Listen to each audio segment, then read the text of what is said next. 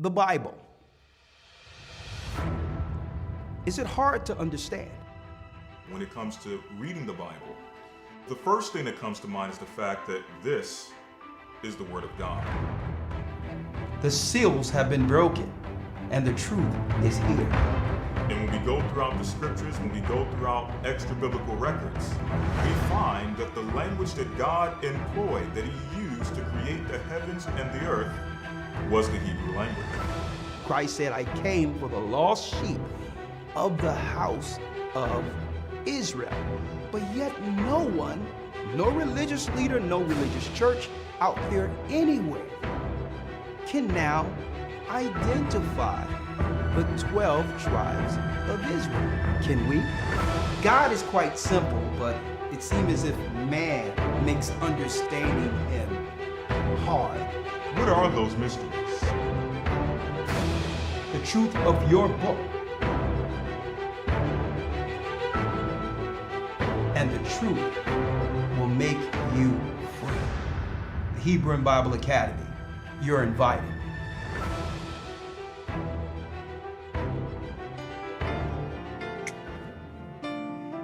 To Zion.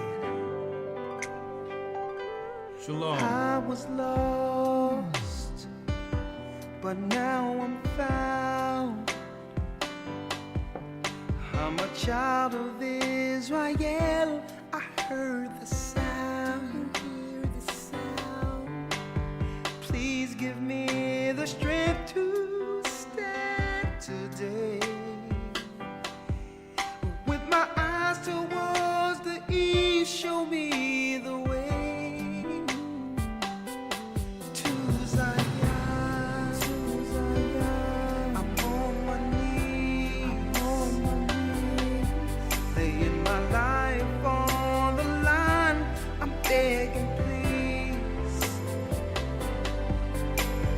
please don't let me fall. Give me the strength.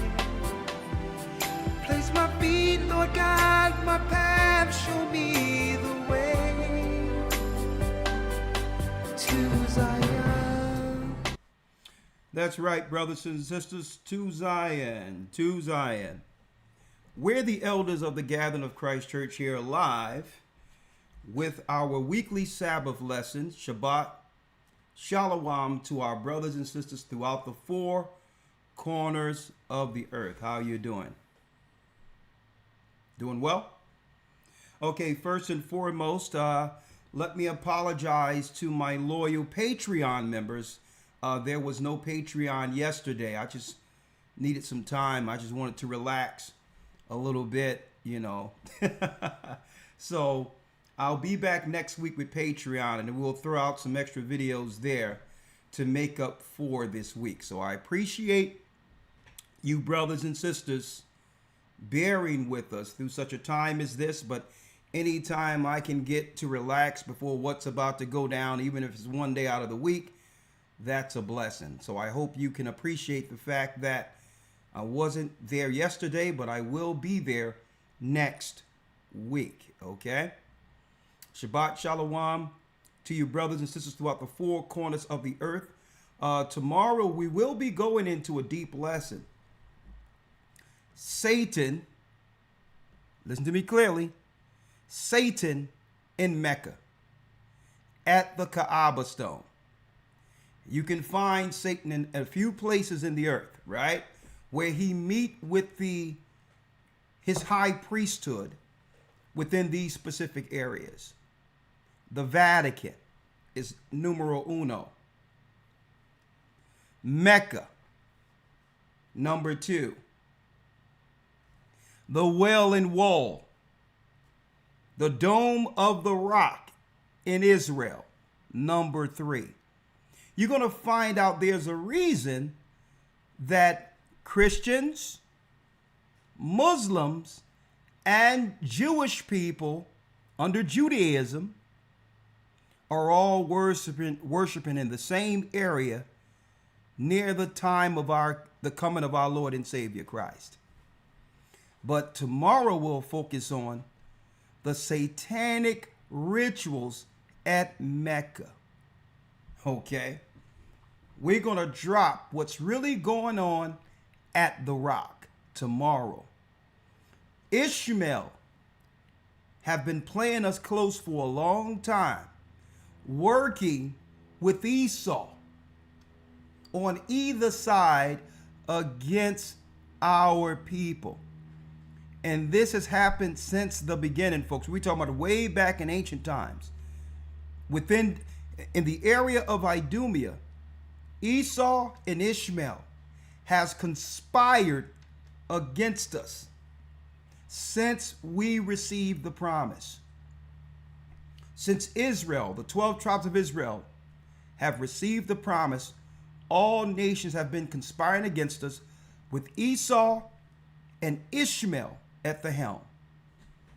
And it's all coming to a head. It's all coming to a head, folks, and that's why I'm about to go into this lesson. So I hope you are there this coming Sunday, tomorrow. Satan in Mecca, the God over Islam. Allah is not the God of the Hebrews. Let's make this clear. Allah, the God they serve, is Satan, and I'll prove it. Now, let me make it clear. Is this an indictment on the believers within or under Islam who are Muslims? No.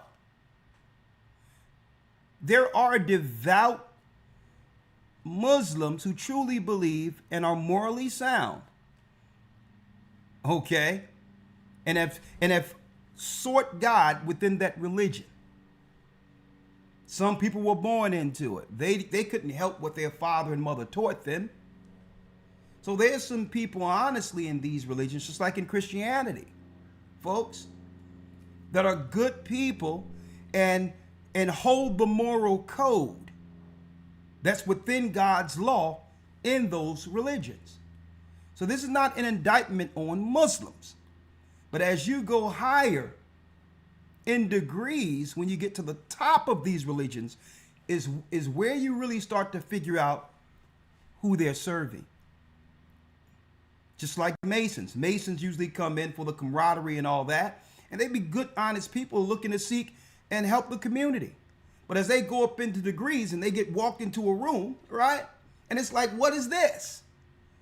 They're like, well, listen, if you want to get to the next degree, we need to tell you what you're going into. Because Satan have always operated not just on the evil side.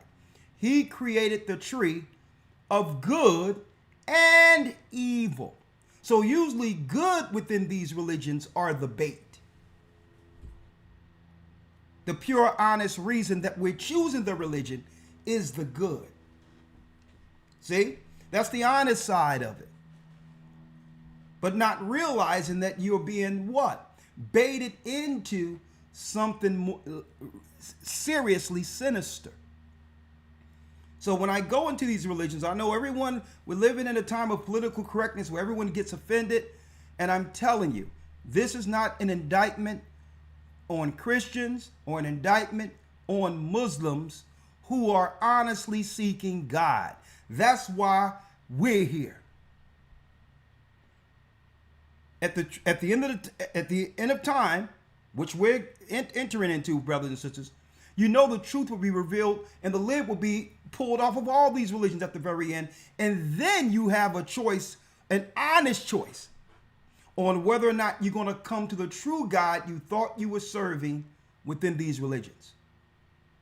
Now you can't hide behind my mother or father or whatever the case is, and this is the religion I growing up, learning and practicing under. Once you get the full understanding, now it's on you to choose to stay in it or choose right. So again, when I go into Islam tomorrow, this is not an indictment on Muslims. But I don't think you understand what's really going on over there at the Kaaba stone. Now, if you followed God and followed the Bible and understood that idolatry is sacrilege according to the Bible, if you understood that you're not supposed to bow down to anything on earth, any image, including a stone, that in of itself would save you from the judgment that's coming to Mecca and those who believe within that religion.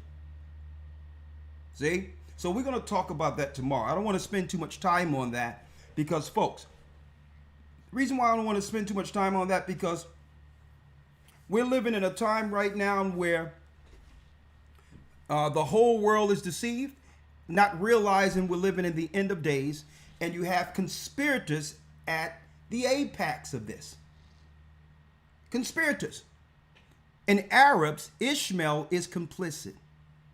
Any place God's people are, our people, their plan is on either side. Either Esau is coming against us, or they'll lay off and let Ishmael hit us in a different direction. But they're still working in tandem to destroy us. They've been the controllers of our community, economically and otherwise. And this is why our people got to stand up against this garbage, black or brown crap they're using politically. It's too ambiguous. When they say black or brown, that means we should let somebody in our circle strictly because they have hue in them, which is utterly ridiculous. Utterly ridiculous. We've been attacked by black and brown people who are not our nation for eons. So what are you talking about, aligning me with a person because he have hue in him? That's utterly ridiculous. That's been their Trojan horse to destroy us at the very last. And I hope our people are understanding this. We've been in a battle on two fronts. One front, the battle between Jacob and Esau. Unfortunate for us, we don't know we're Jacob and don't know that we're in a war. But he's on something else, and I'm going to show you. Unfortunate for us, we don't know that they're at war with us. We believe if we do all the right things and don't harm other people and be honest and look to take care of our family, which is good, but we believe that if we do all this, then no one should have a reason to undermine or destroy us. You are naive. You could be the most honest, best person on earth, and it's not going to change the fact how the enemy views you as a threat concerning the fall of when it comes to looking at the fall of their empire and what comes next for your children. So just because you think you're an honest person and ain't hurting nobody and why are people coming against me, listen, that's not a part of the game. Okay? They're going to come at you because of who you are prophetically and what happens for your family next when their empire falls. So they're looking to get the threat out of the way before prophecy is fulfilled. You got that? As long as you're breathing on this earth and it can bring forth another child of Jacob, you are a threat to their existence, or at least their power structure going on beyond the time which was prophetically given to them. You are a threat to that. That's why they don't mind if our women get rid of over 500,000 children every year. And they'll tell you, well, don't worry about it. It's a woman's choice, knowing that it always, whatever they roll out, it indirectly affects the poor disproportionately by default. So you'll see a few of their people doing it, but at the end of the day, you'll see 500,000 of our people not getting that opportunity to breathe. That's why they don't care, because they understand the prophecy. So we going on in this day. I'll do all my announcements later. We jumping right in. The end of days. The end of days is our particular lesson today. Elder Lawya, if you will. Sir. Shema Yasha'Allah Ahaya Allahayanawa Ahaya Achad. Shema Yasha'Allah Ahaya Allahayanawa Ahaya Achad. Hear, O Israel, the Lord our God is one. Hear, O Israel, the Lord our God is one God. Now, jumping right in, the end of days, we're going to talk about this. Okay? On the geopolitical side, for those who don't understand what's going on, I'm going to break this down in a nutshell before jumping in to the Bible. Because sometimes we here in America looking at things through the lens of the satanic lying media tend not to view what's going on in the earth as one prophecy. The end of days. We think that what's going on in America is independent from the rest of the world. That's our thought. They've programmed and isolated us to believe under the guise of patriotism that we're sheltered from prophecy or whatever the case is, that everything and every other land in the earth is independent with their own government and with their own problems to solve. So I'm going to quantify this for you politically. Everything you've seen that went down in the Middle East after the so-called World Trade Center, and well before that they were doing this. Okay? And I'm talking about Desert Storm, the invasion on Iraq, the takedown of Libya, the takedown of Afghanistan to get lithium to use for the devices that they'll track us with.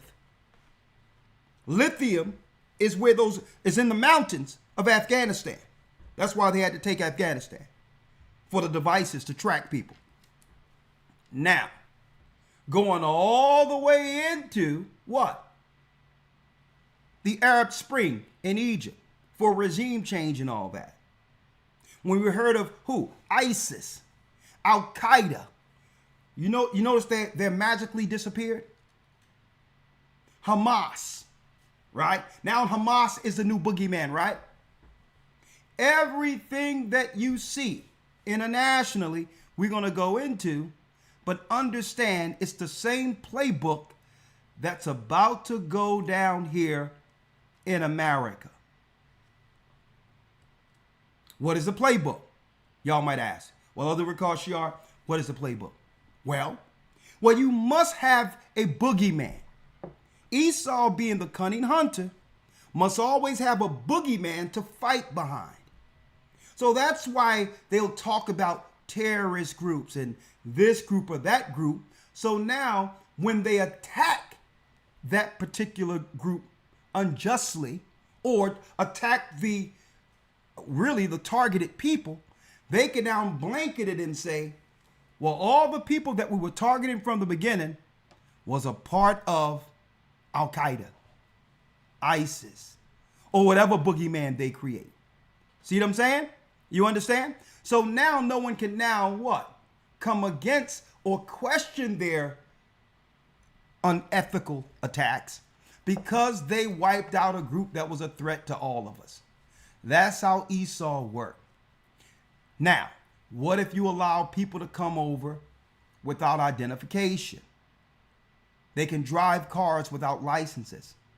And someone told them they are above the law and they can do whatever they want to do within the United States. Well, at any time when chaos ensues within the United States, they can now say all of these boogeyman groups are now working all at once in targeted areas where they've been targeting you. And when you get destroyed and your family get killed, they can claim that someone in your family was a part of one of these boogeyman groups they created out of thin air. You got it? Are you with me? So brothers and sisters, y'all have to think twice before y'all allow them in America to be able to demonize Israelites as terrorist groups. Because you don't realize they're not talking about Israelites on the corner. They know that we're the children of Israel. So anytime they get rid of our people, they're going to loosely try to attach them to Israelites, when really Israelites have always been their target. Don't allow them to do what they did over there. And because you don't like the fact that the Bible is calling you out when it comes to sin, and now you want to act like it's a group threatening your way of life because they're coming with something different, only trying to help you. Don't allow the enemy to use that, because at the end of the day, when your children are getting destroyed at a higher rate than what we see going on over there with the Palestinians, guess what? You're not going to be able to cry about it, because you have allowed it by siding with the enemy and allowing them to label the only truth that can come to you as cultish or anti-God. It was the prophets who warned the world before in old time. They were all Israelites, folks. It was Christ who warned us of the time to come, the end of days, like I'm going to break down today. These were Israelites warning people. So the enemy would eventually have all these boogeymans out there that they've created throughout their letter groups, only at the very end to try to put Israelites in that same vein to destroy, where they'll be looked at no different than Hamas and these other groups. I seen online the other day, and someone asked a guy, well, all of these people got destroyed. What is Hamas? Because these people were in Hamas. And the guy said, you can't make this up. Hamas has extended beyond an actual group. Hamas is an ideology. And we have to destroy the ideology. Oh, okay, so let me make this clear. They're not a part of Hamas. But if you kill them, you'll say they thought like Hamas, and that makes them Hamas? See, I listen to all of this, folks, because I understand at the end of the day, the same playbook is going to be used at the very end to come against us, and it's already here. Fair use. I need you all to hear what's about to pop off in Chicago. And please hit the like button before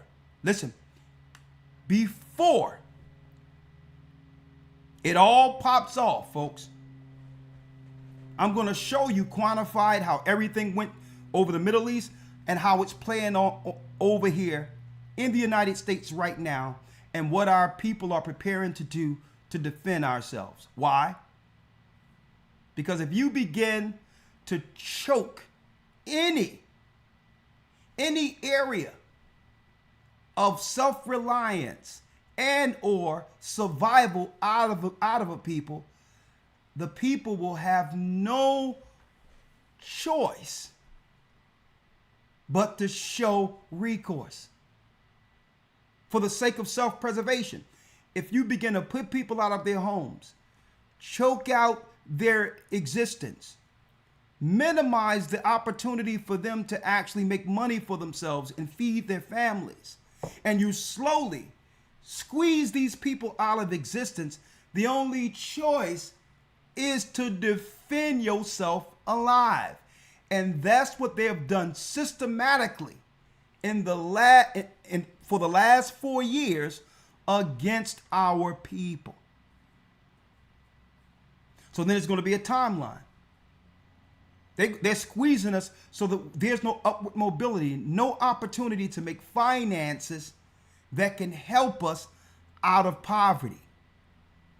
They're cutting off the middle class because the middle class sometimes frequent the high class and learn how to get their way out of the middle class. So they have to get rid of the middle class by squeezing the poor people to make it where the middle class isn't a possibility. And if you are middle class income, living single, you're in poverty. If they raise up all the prices, you could be middle class in your finances. You'll still just have enough to make it from week to week.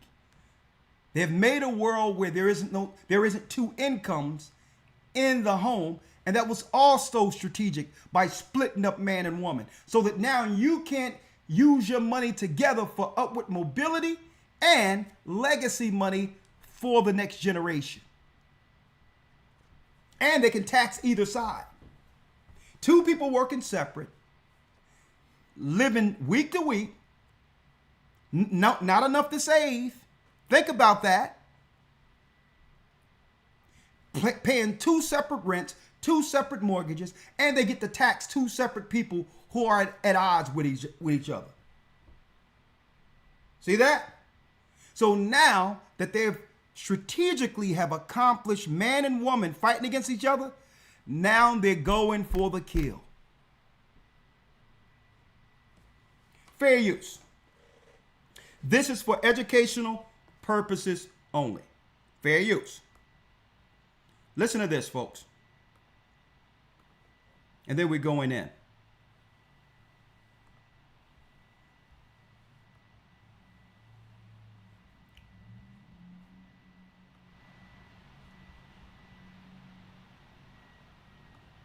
Fair use. Well, a war is coming to the United States in months, not years. Former 24-year veteran of the Customs and Border Protection, J.J. Carroll, just uncovered the truth of what's happening with Biden's... Let me cut up so y'all can hear it.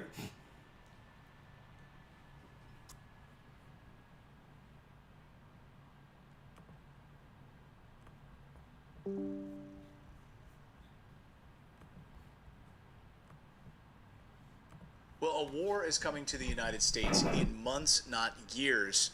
Former 24-year veteran of the Customs and Border Protection, J.J. Carroll, just uncovered the truth of what's happening with Biden's border invasion, and the war will start in black communities. That's where it's going to start first. Listen to J.J. in Chicago talking with black citizens who are being crushed right now under the weight of illegal immigrants in their communities. Watch. This is America. This is America. There's a problem. And the people have a problem with Trump. Are you crazy? Biden. Biden did this. This is not Trump. Exactly. The Democrat Party in this city hates poor black people. And I'm talking about all of the Democrat Party. The Black Caucus and everybody else. This is a fact. They have starved the people. How do you know that? How do you know that? Because I've been in politics for the last 25 years. Ran for city council twice. They have no intentions for American citizens, especially black America. Poor black people in this city are obsolete. And JJ joins me now, fresh off of his trip. JJ, great to see you again. You know, you've obviously confronted some of the most unbelievable circumstances as it relates to the southern border in the United States, some of the most dangerous circumstances that you've faced with arrests.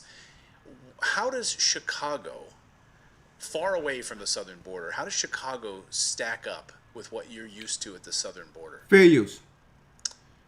Chicago's a war zone, and it is a forgotten, Trump called it the forgotten America, forgotten Americans.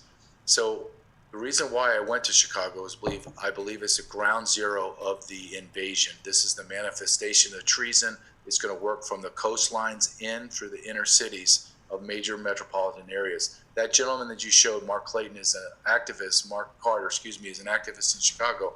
He took me down to the south side. I had to be escorted down there because of the gang violence and all the issues. But their local government has poured over $3 billion into their community for illegal aliens. Not their community, but for illegal aliens. And they are being systematically pushed out of their communities like Inglewood. It is something I have never witnessed before. I feel like I'm traveled, I'm smart, I've been places. I'm telling you, when you go down to the south side, it is desolate, it is desperate, hopeless, violent. I would say 1 out of 4, 1 out of 5 houses are dilapidated and shuttered. The other 4 need to be shuttered. Businesses are closed and shuttered. There's no industry. They are bringing illegal aliens majority from Venezuela, and they are moving them out of their communities. Let me give you an example. The city of Chicago paid black residents that were living in these dilapidated shacks, if you will, $1,000 to move out. Well, why would the landlords in Chicago want them to move out? $1,000. Because each illegal alien has $9,000 attached to them for rent assistance. $9,000. So they're moving them out and moving them in. Now, Clayton, I talked to mega church. Fair use. So this is why landlords are trying to get people off of Section 8, and this is why many landlords aren't accepting Section 8 vouchers anymore. Why? Because they get $9,000 to move in an illegal. Someone who hasn't paid any taxes at all. Your taxpayers' money was used to bring these people in for what I'm about to talk about. So $9,000 in a capitalistic society, $9,000 compared to what you're getting in Section 8, they would rather find a way to get these people who are on Section 8 or low income out of these places because the money is good. So what of our people? Folks, come to find out, they have the same number of migrants that came in equal to the amount of our people they're looking to get rid of. Black pastors, street pastors, violent gang members that have come out of prison that are trying to reform their community, been in prison for murder for 21 years, another one murder for 26 years, and soup kitchen workers, everyone in between down on the south side of Chicago, black residents, black Americans. And they all say to me, to a man and woman, they say, we're going to war.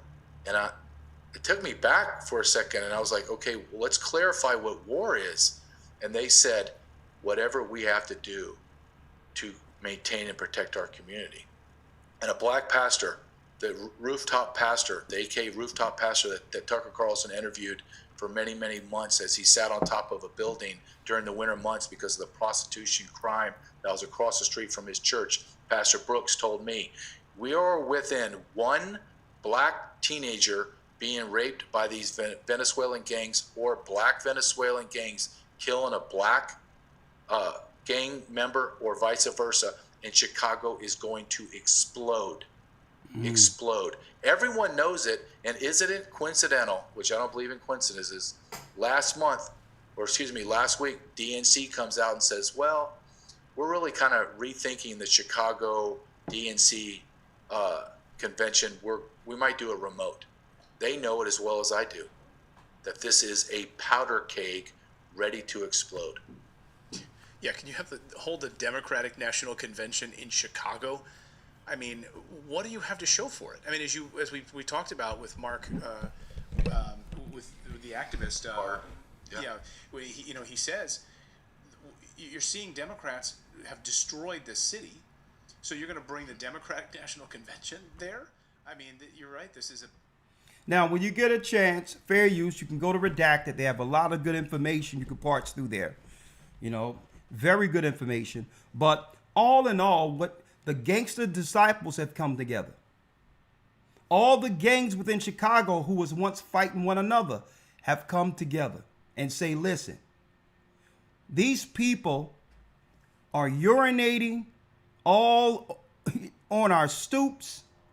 They're crapping and all that in the schoolyard. Our children cannot play. They're looking at our young girls in the community. We're just waiting for one of our people to get harmed by these immigrants or these illegals they have let in this country, and the war will pop off.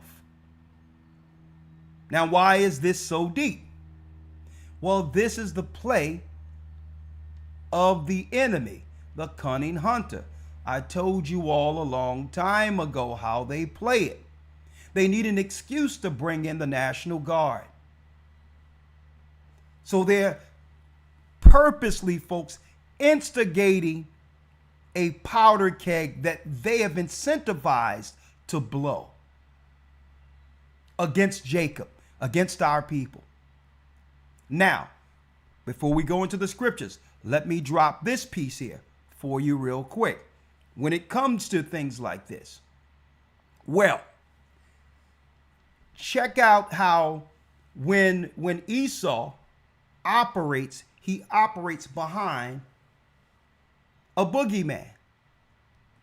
Remember I told you all this?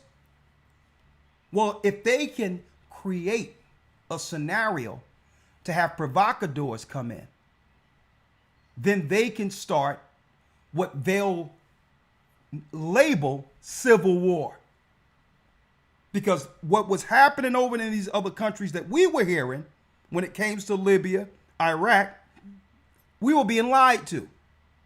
We were told that these were civil wars that the UN had to come in to resolve, when there weren't no civil wars. They were using the same people, mercenaries who look like the people, Arabs and all that, who were being paid to go from one country to the next to start insurrections, to start civil unrest. And they were publicizing that here in the United States as if these were the citizens of Iraq that were upset with their government or leaders or dictators who then needed regime change. They would do it from one place to the next, when these weren't the citizens of those countries.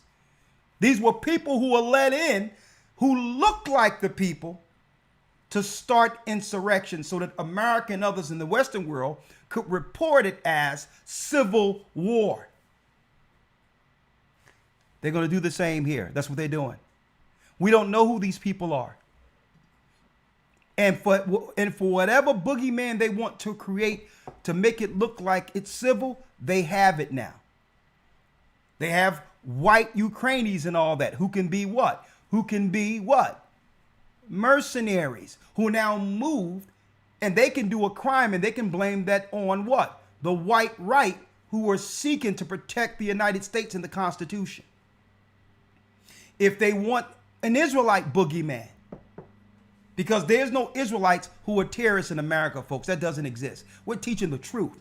But if they want to create a boogeyman, they can have the Africans that they let in who are mercenaries and dress them up with fringes on and mitres. And do something with a camera there and now claim that the Israelites did something. See, if they want to use South Americans, they got enough illegals who are South Americans to come in, who are probably part of cartels, to cause civil unrest. And now that shows negative on our other brothers, the 10 tribes who are here in America, who've come here legally to work honestly. So they have enough boogeymans for every narrative to have America crumble.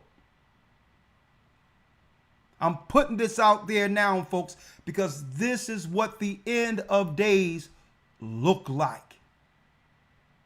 You cannot bring the whole world to its knees under an order when you have a country which is the beacon of freedom, ahead of all countries. And what they hate more so than anything is the fact that something was made out of chattel slavery that you cannot organically create. What our people went through going through slavery has created something else. The voice for the voiceless. And a symbol or sign of those who went from chattel slavery and now with the word of God proclaiming freedom to the Israelites throughout the four corners of the earth. What better people to proclaim freedom than those who've went through chattel slavery and was at the base and bottom of all people on earth, and now have the what? Have the voice through the courage and spirit to speak truth as what? As a dead man rising from the grave. What else can you do to us?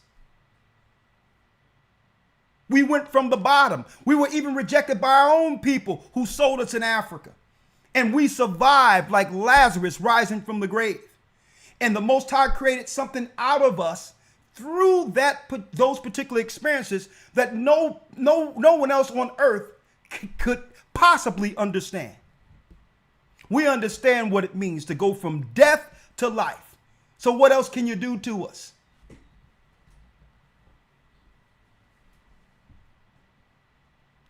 Our own people left us for dead, and we survived.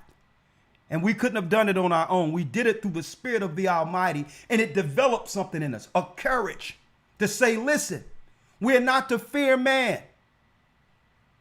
Fear God, who can destroy your body and spirit in hell, because we've been dead and have now been resurrected as the tribe of Judah. What else can you do to us?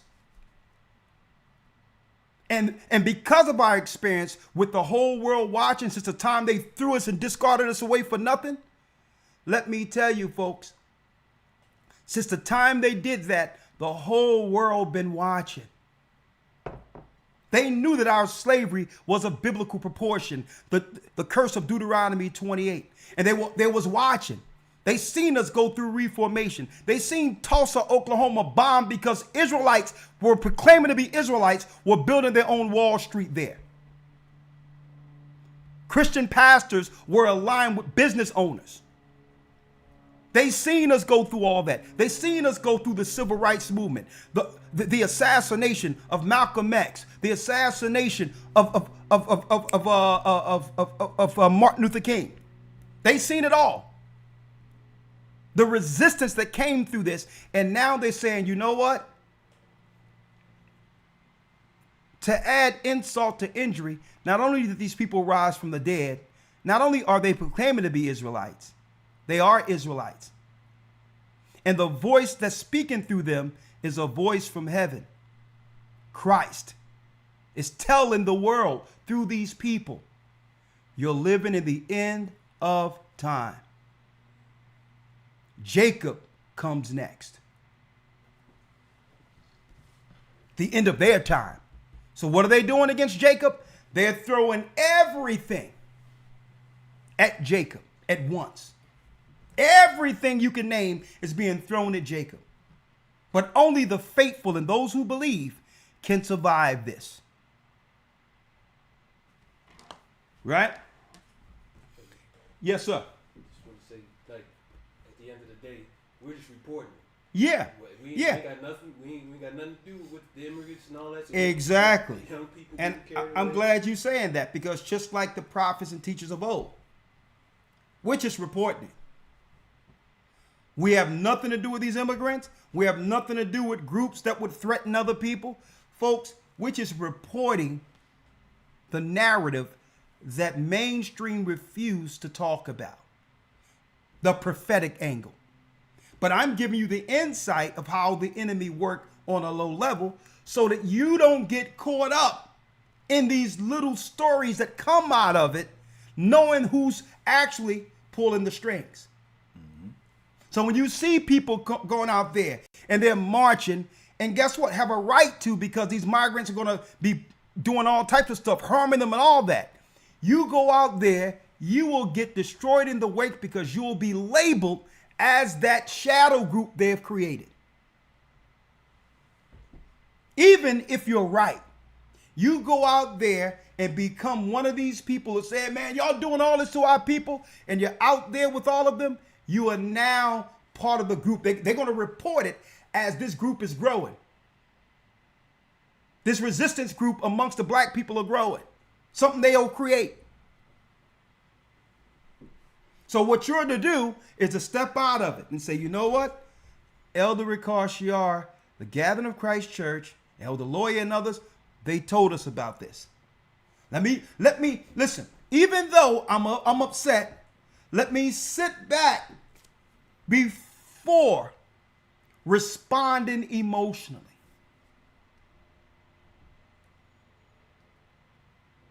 See, they usually get you on the trigger point to get you to harm yourself. And they did that during the so-called code a few years ago. Mm-hmm. They'll usually trigger you into an emotion where you'll do a reaction. No. when it happened, do not go out amongst them. Sit back. Watch it. That's how the angels are doing this. The angels are looking at it.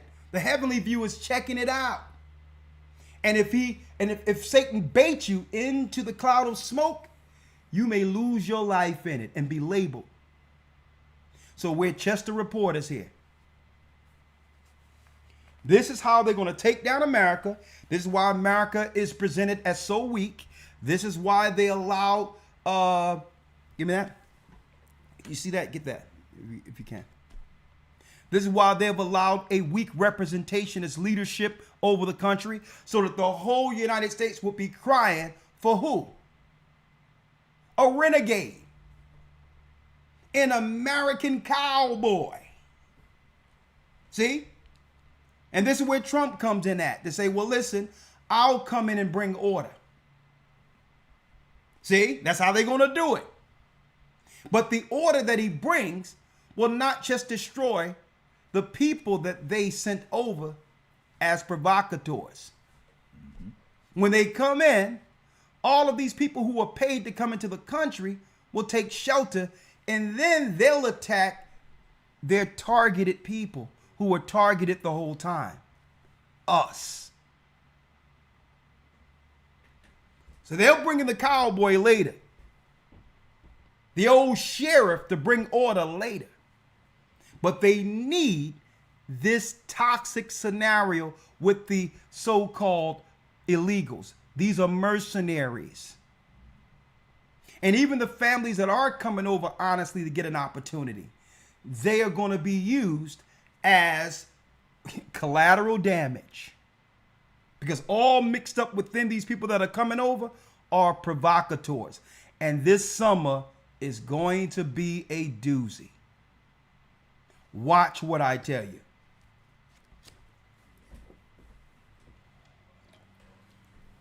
Elder Lawya, if you will. Yes, sir. Let's now start off. Hit the like button, brothers and sisters. There's a few more things I want to show you and I'm going to talk about. Do not get pulled into all of these scenarios. Right now, you hear them talking about Palestinians, and what's going on in Palestine. That political talking point, don't even get involved in that. That have nothing to do with you. Okay? Because what they planning to do against our people in the inner cities will make what's going on with the Palestinians, it's gonna make that look like a walk in the park. I'm telling you.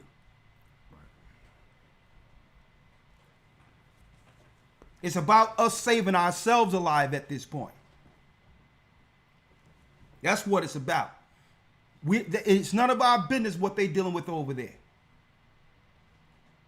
When they're putting our sisters out on the street.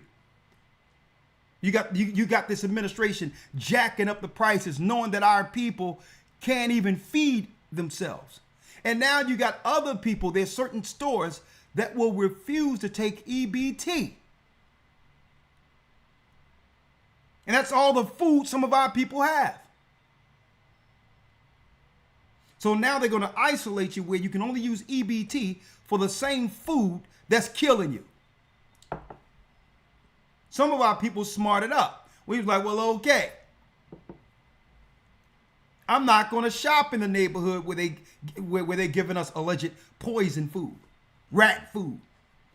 We've been taking our EBT and going on the outskirts of the inner city, in the suburbs, where they got organic foods and you can see the water dripping off of the organic lettuce and all that. And like, man, am I in a Garden of Eden? You walk through one of their produce sections and you think you're in a Garden of Eden. Our people, sometimes we get it late, but I'll tell you, we've been up on game and say, listen, this EBT can go better someplace else. And we've been going to getting fresh organic food coming right back, even if we have to drive 40 minutes. Now, when you go into these areas, they'll say, no, we don't accept that no more.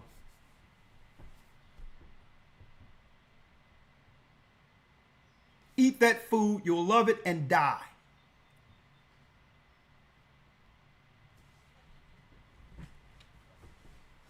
So you know we have to come with solutions.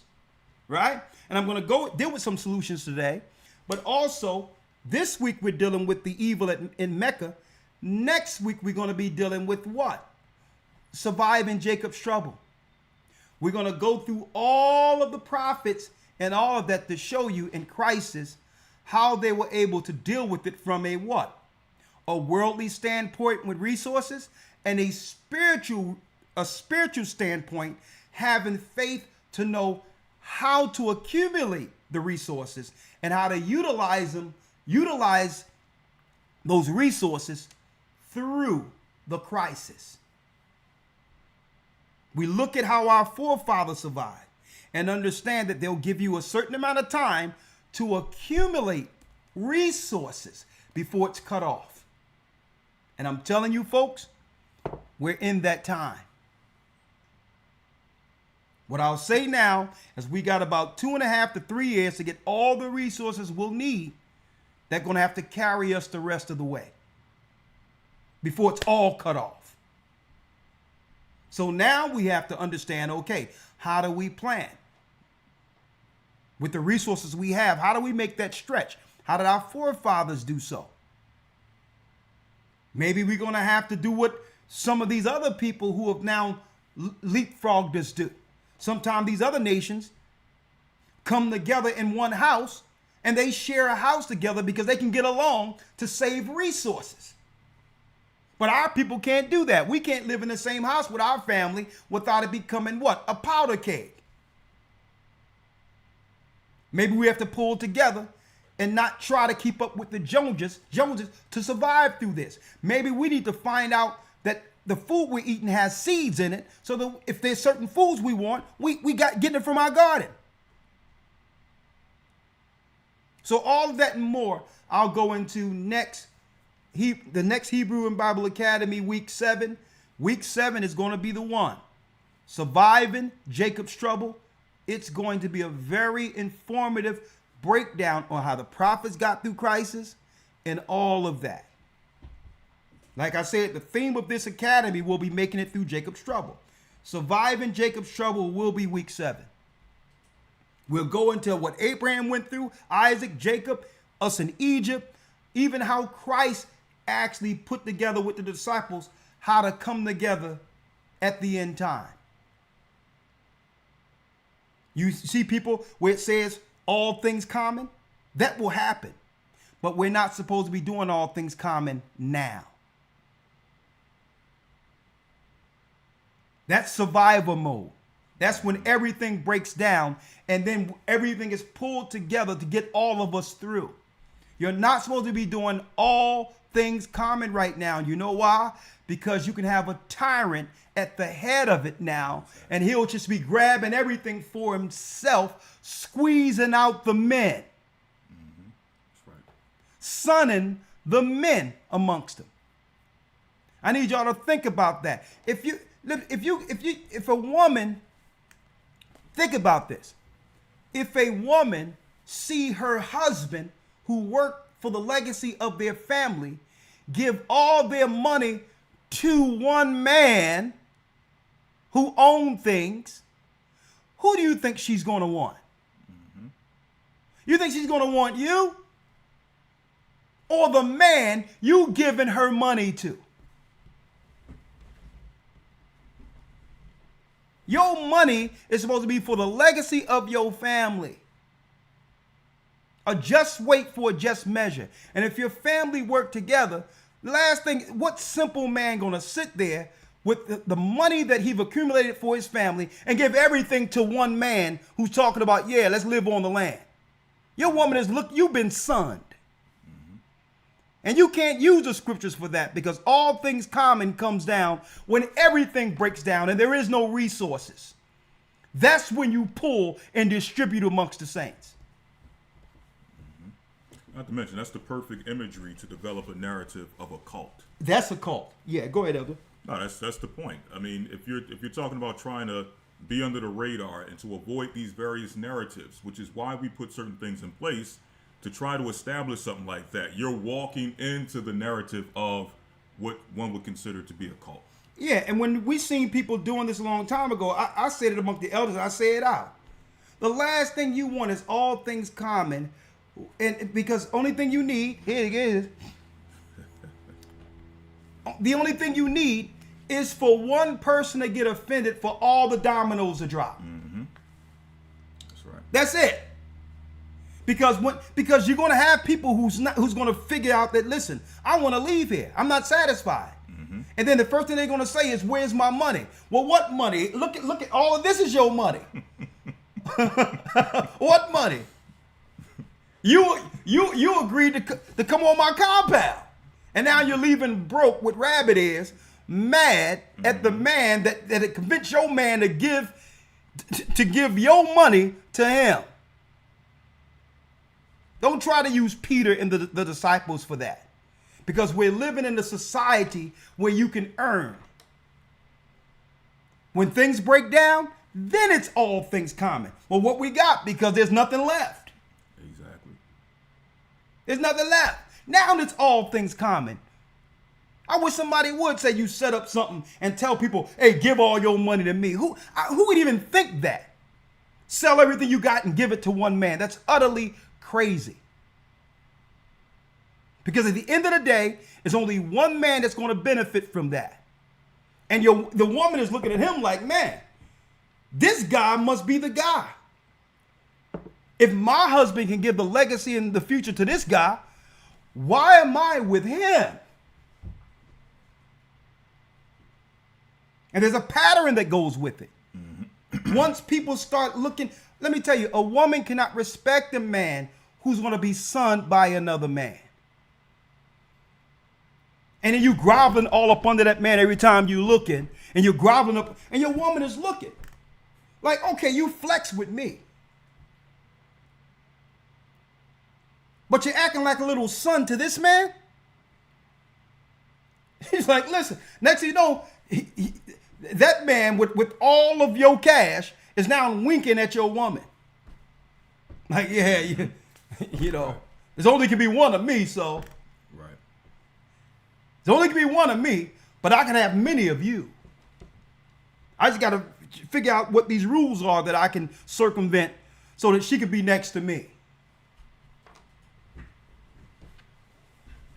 Let me tell you, if a man can use scriptures to deceive someone into giving all they earn to them, they can manipulate any scripture out there to justify their actions.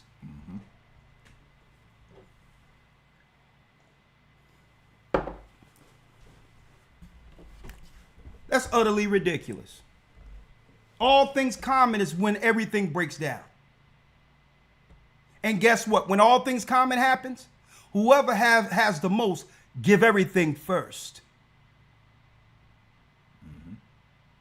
The greatest among you shall be your servant.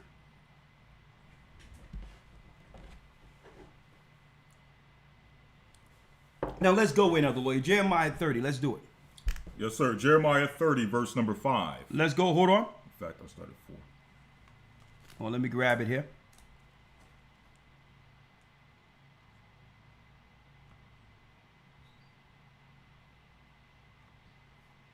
All right, Elder Lawya, you got it. Yes, sir. Jeremiah 30 and 4. Yes. And these are the words that the Lord spake concerning Israel and concerning Judah. For thus saith the Lord, we have heard a voice of trembling, of fear, and not of peace. Ask ye now, and see whether a man doth travail with child. Wherefore do I see every man with his hands on his loins, as a woman in travail, and all faces are turned into paleness. So it says, for thus saith the Lord, we have heard a voice of trembling, of fear, and not of peace. So here's the prophets talking about our people coming into these troubles at the end of time, where it seems as if there's a conspiracy to press us to the degree in which we no longer exist. And folks, no matter, listen to me and listen to me clear. If you haven't heard anything today, whatever they come out with at the end of it will suffer more than any other people. Anything, you'll know at the end of it who was the intended target from the beginning. Even when it came to the jab and all that, look how it affected our people. So understand, whatever they put out there, it's an indirect, they'll do misdirection, but their aim is to circle around to destroy us because we're the target the whole time, Jacob. That's why it says in the 5th verse, for thus saith the Lord, we have heard a voice of trembling, of fear, and not of peace. That's what's going on in Chicago and in the inner cities right now. Come on. Ask ye now, and see whether a man doth travail with child. Come on. Wherefore do I see every man with his hands on his loins, as a woman in travail, and all faces are turned into paleness. And all faces are turned into paleness. The Most High is seeing men so destitute and destroyed. They're like a woman. A woman in the last few minutes, folks, of delivering a child. Now, I've never felt that pain. I've heard about it. But that's an anomaly if the Bible prophetically is showing a man that's sitting there holding his loins like a woman trying to deliver a child screaming. So what's going on geopolitically in the earth that would cause a man to go through such pain? It's what? Read the 7th verse. Verse 7. Alas, for that day is great, so that none is like it. Now that day has a label, and we have to take on what's going on prophetically with a label. What is it called? It's called what? It is even the time of Jacob's trouble. It is a time of Jacob's trouble. So it has a label. Why? Because a woman's pain becomes more frequent, leading to the delivery of that child. So as we come closer to Israel getting delivered, the more pains our people will experience. And there's a label for it, Jacob, so that we'll understand, regardless of the misdirection or the boogeyman they create, behind all of their narratives, it's really a direct attack against Jacob. So understand that, so you'll understand, okay, they're coming out with this that seems like it has nothing to do with us. Even if they say they're going after the right-wing white constitutionalists, they're really coming against us. So whatever they put out there, they're never going to say they want to attack us. So they'll put it out in a different narrative so that we can accept it or politically agree to it because it doesn't really affect us. Whatever they say they're doing, understand the Bible labels it Jacob's trouble. So they'll politically hide behind anything while attacking us. Okay? They'd be like, well, oh yeah, there was a breakout of polio in a place where none of our grandmother and grandfather ever knew anything about that. I asked my grandmother, she's like, no, we down south, it nothing happened to us down there. We read about that in Reader's Digest, right? So check it out. They'll come with one thing that have nothing to do with you, that your family didn't experience, but then we'll say, well, listen, in order for you to go to school, your children to go to school, we have to keep them safe, so they got to get that. See? So indirectly, they use something that had nothing to do with us, but now it affects the targeted group. So no matter what they put out there, understand the label and how important to know it's Jacob's trouble. And they'll never tell Jacob directly, yeah, we're trying to get rid of you. They'll never tell you. They'll trick you. But here's the label. In the end times, we're living in Jacob's trouble. That's what the Most High called the time we're living in before the deliverance. This is Jacob's trouble. Come on. But he shall be saved out of it. But what? But he shall be saved out of it. But he shall be saved out of it. Now, not all, a remnant. Now, how can Jacob be saved, folks? If Jacob fell to admit he's Jacob. right? If you are a Muslim and you're told that, all things are relative and we're all the same, how do you know? How can you defend yourself against those who attacked the Israelites in the past? If you don't own up to who you are according to the Bible. Man, I'm not Jacob. Well, okay. Well, suppose Jacob is getting attacked and you're claiming you're not Jacob. You think they're not going to attack you simply because you're not accepting it? So the first point of protection is acceptance. We as a people must accept we're Jacob. Worst case scenario, you'll protect yourself. Right? Best case scenario, you'll actually go into the Bible and realize how Jacob and the Israelites were how they were able to maneuver against their enemies. See? One moment here. Yes, sir. One moment.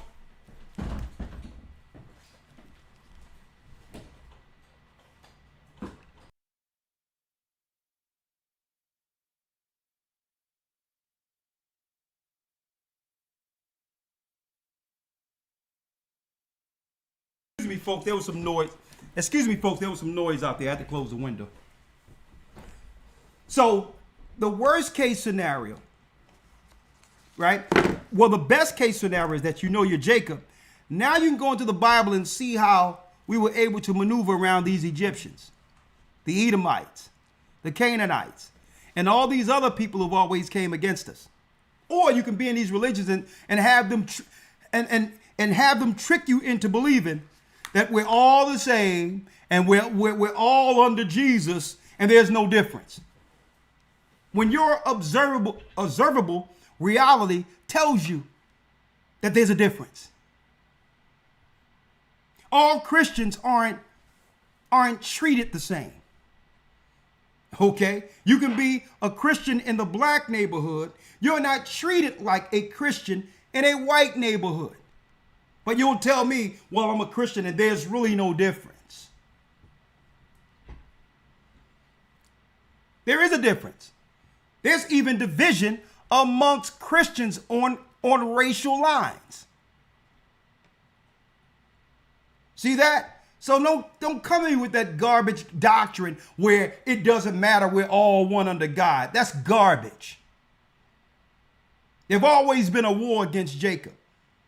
And that ambiguity have led to naivety amongst our people where the enemies can destroy us through these satanic religions. We're not being attacked strictly because we believe in Christ. We're also being attacked because we are the children of Israel. And the Bible states at the very end, we would be what? Under Jacob's trouble. Jacob's name was turned to Israel. So these religions have always been what? Trojan horses to find out how we thinking. What are we doing? What are we planning?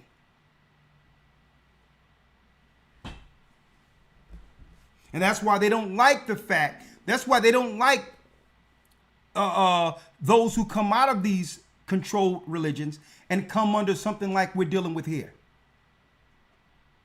Because why? They're not inside to be able to do anything. If they were inside, there'll be nothing for them to do. Because we're just here serving the Almighty, teaching the truth. So what are they going to do? They're going to create their own group, like ISIS and Al-Qaeda, and put metries on them and fringes on them and say it's something, and they're going to say that they did something. That's the only way they'll be able to justify that narrative to come against Israelites. Watch what I'm telling you.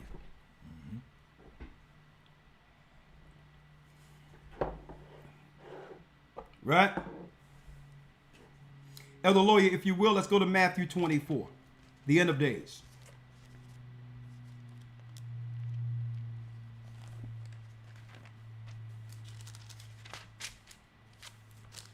Matthew 24, let's start at the first verse. We're going to go all the way through this.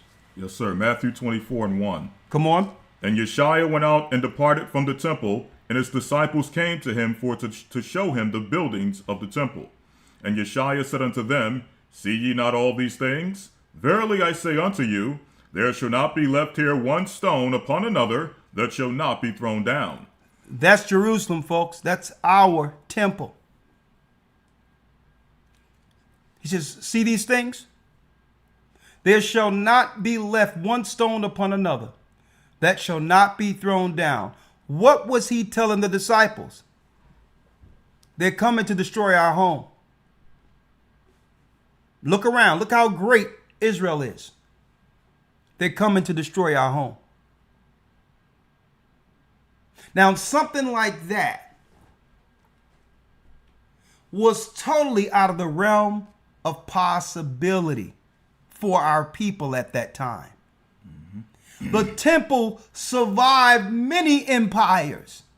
And when it fell under the Greeks, guess what, folks? When it fell, it was, even before the Greeks, when it fell, it was restored.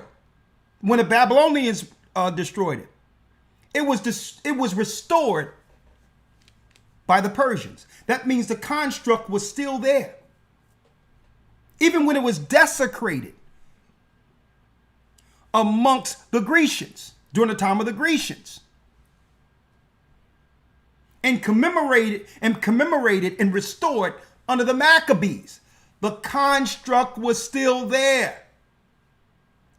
Okay, even though they did evil things, the Grecians, in that area, the construct of our temple was still there. It went through all these empires up until the time of Christ. And guess what? It was well beyond the realm of possibility. Our people never thought that this construct would no longer exist on earth, because it went through all, it went through the test of time. It went through every empire up until the present. And now Christ is saying, look at this place. It's going to totally crumble. None of our people would believe this. The great temple of Israel, the construct, the tabernacle given to Moses, made into stone during the time of Solomon. No temple for God's people. And now that there's no temple, God's people would get scattered amongst these Gentiles and learn within these pagan, satanic, child sacrificing constructs, because our temple is gone. We didn't go to none of their temples, their place of worship, whether you be an Arab, whether you be an Asian, whether you be white. Our people didn't frequent none of their temples. Okay? We had our own place to come to our own belief system. But now that our temple had been destroyed, now all of the other Gentile temples have taken precedent. And we're searching around for our original temple and our true worship, only to fall into one of theirs. And all of these pagan temples have Satan at its helm. So I can imagine what the disciples are thinking right here. I can only imagine what the disciples are thinking. You mean to tell me this great construct, which have stood the test of time, will no longer be amongst men? What are you saying, Christ? He said, look at this. Look how great this is. All of the priests, even of the Gentiles, would come and visit the temple. It was God's construct on earth. Even the Gentile priests and imams and all that or what you would call the Chaldeans and their wise men, was at awe of our temple. Okay? It was at all. This is God's construct. Right? Check this out. Verse 3. And as he sat upon the Mount of Olives, The disciples came unto him privately, saying, Tell us, when shall these things be? And what shall be the sign of thy coming and of the end of the world? What shall be the sign of thy coming and the end of the world? Now we know that it's not speaking of the end of earth. It's speaking of the end of Esau's world. It tells us in 2 Ezra 6, 8, and 9, Esau is the end of the world, and Jacob is the beginning of it that followeth. Well, if Esau is the end of the world, and Jacob's time is nigh or near, now, brothers and sisters, you can now understand prophetically why we're in Jacob's trouble. Esau is seeking to hold on to this world. And Jacob is the threat to his rulership beyond the time prophetically given him. See, he only have a certain amount of time. What is that time according to the scriptures? That time is a time, times, and a dividing of times. What is that?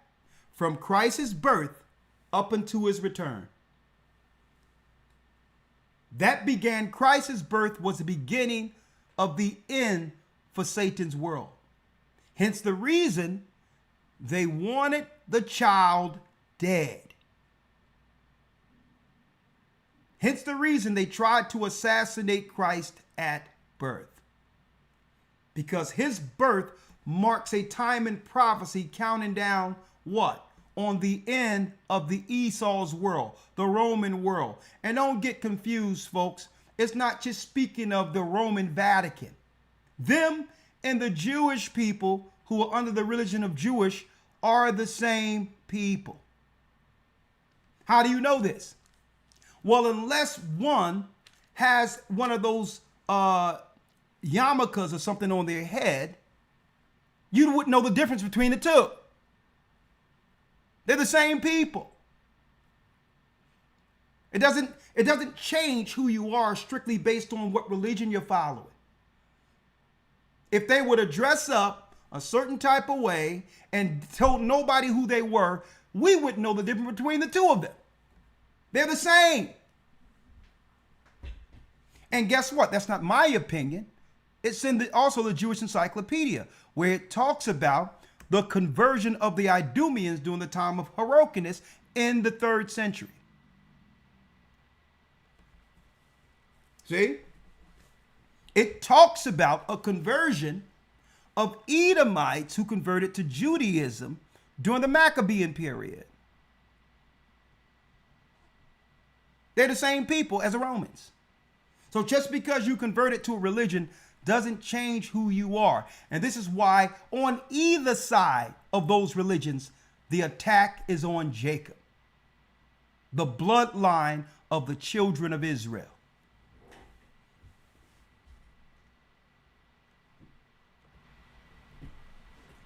Let's make this clear. And the end of the world, the end of who? The end of Esau's world. That's why Esau is throwing everything against the wall against Jacob. They're saying, well, listen, no longer can we play this game as if we're friends, as if we are common folk. We can't play these games no more. Gloves off. Let's throw them out of their houses. Let's squeeze them out financially. And anyone with any financial generational money, we have to make sure we get rid of anybody in their position, in the position of our government, who can give the generational wealth that they've acquired amongst us to their people. So anybody with money, we're going to throw them all down with the poor.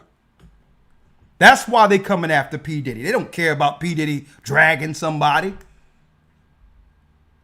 P. Diddy have witnessed much worse amongst them. Where do you think he learned it from? They don't care about Jay-Z. They don't care about Beyonce. It's just a matter of time before they take them down, because these people have generational wealth that can help us.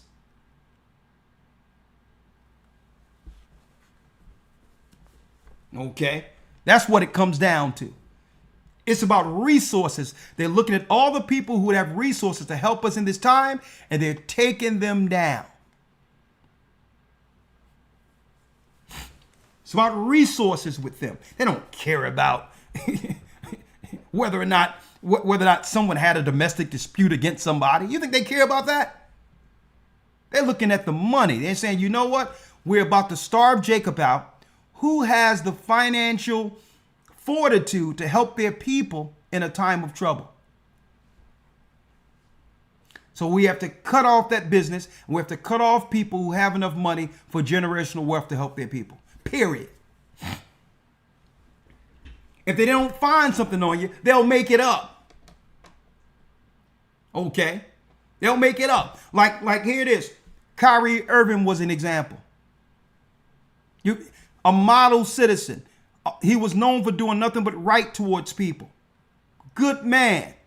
Family man. And they come against him and almost try to, cut him off financially going forward. Taking away his right to earn is what they tried. Simply because he made a post on Twitter. So if they don't have anything on you, they'll find something. Because you don't agree with them. They'll use that as a talking point to destroy you financially. Why? I'm going to show you why. Because their game plan at this point is to cut off resources. What did they do when they went into Libya and all of these other countries to take down dictators? They began to sanction them. And remember when Gaddafi didn't have any access to his bank accounts? So you squeeze them financially first. That's a tactic in war, to isolate the one you're targeting from being able to move around. That's why I'm telling you, they play us every time by us listening to this crap they have through their media, and you don't understand what they're targeting. Right. And what they're doing. You don't understand that they could care less about the actions of these people. When it comes to P. Diddy, they don't care about that. They don't care about that. They care about the resources that can be utilized to help his people. Same thing with Michael Jackson and all that. They care about the resources. Whitney Houston, they cared about the resources. Who is this money going to go to? Oh, the daughter? Well, we got to get her to sign a few things, and then we'll just make it magically disappear where all the money comes back to us. And guess what? Whitney Houston's daughter, may the Lord rest her soul, had to go too. Because they don't want us to have anything to help our people at the very end. It's a part of Jacob's trouble. It's all about them cutting off the resources, knowing where we're going. So gloves are off right now. It's about what? Resource allocation at every election year. Who's going to have control over the coffers, over the finances for this community? And how do we make it where we don't have to give it to them no more, and we give it to the enemies who we've surrounded round about them to utterly crush them?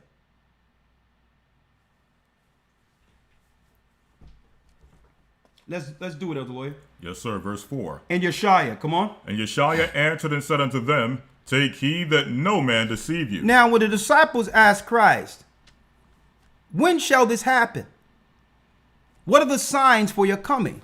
The first thing that came out of Christ's mouth is, take heed that no man deceive you. See? So Christ was telling us right from the rip, don't trust these people who are coming to destroy Jerusalem. The deceivers are coming. They're tricksters. They're hunters. Take heed that no man deceive you, above all in context, concerning how I'll return. And when I'll return. So the deception is somebody going to come in and redirect you concerning doctrine. So the first place we have to look for the deception is amongst Esau, the Romans, because they're the ones who would come and destroy the temple. See? So these are the last people we would trust to teach us doctrine concerning our people and above all, our Savior. How can the people who destroyed the disciples, the blood of the apostles are on the hands of the Romans, who was imprisoning our people, how can they become the authority on Christ's doctrine? You got to be out of your mind. How can a Roman Catholic church or a Roman Catholic come to me and tell me about Christ or Jesus when you killed the prophets, you killed apostles? They were running from you. So you're not to trust Jesuits. You're not to trust apologetics. They're the same people. Christ told us not to trust them. And they're all up in our mix. We're not even worried about what they're doing. And you notice they're always trying to, urban apology. No, go about your people and teach the good word of Jesus to them. Now you understand, folks, why they're always pressing upon us and in our mix all the time. Because they're the same people who destroyed us in the past. They're the deceivers who must come amongst us and cause divide and conquer. That's how they do it. They'll get next to somebody. You got something negative that you want to say about the group you were about? The group you were in? Hold up. What group you were with? We'll give you a camera and a microphone if you come and say something negative about them.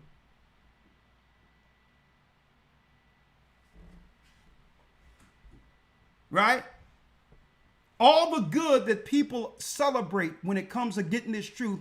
And I get letters, folks, I get messages all the time how this ministry through the Spirit of Christ have saved people's lives. And I'm sure that's just not isolated amongst this church. I'm sure other groups out there, I don't vouch for their doctrine, but I'm sure there's a lot of good stuff that can be reported concerning how people left gangs. They started eating better. They started living their life better according to God. There's many good things that should be reported about the awakening of Israelites, right, that they will never publicize through apologetics and others. They'll never say anything good. Mm-hmm. They're only trying to bring people in who has an axe to grind.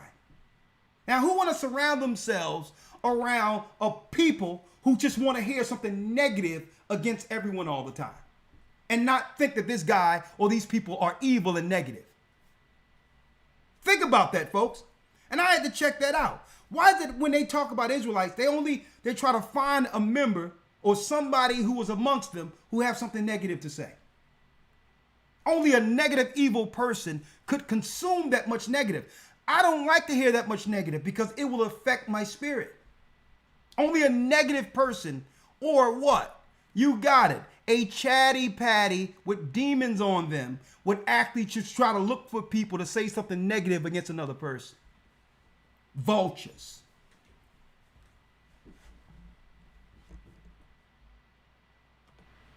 And Yeshua said unto them, take heed that no man deceive you. Read. Take heed that no man deceive you. Verse 5. For many shall come in my name, saying, I am Christ. Many shall come in my name, Christians.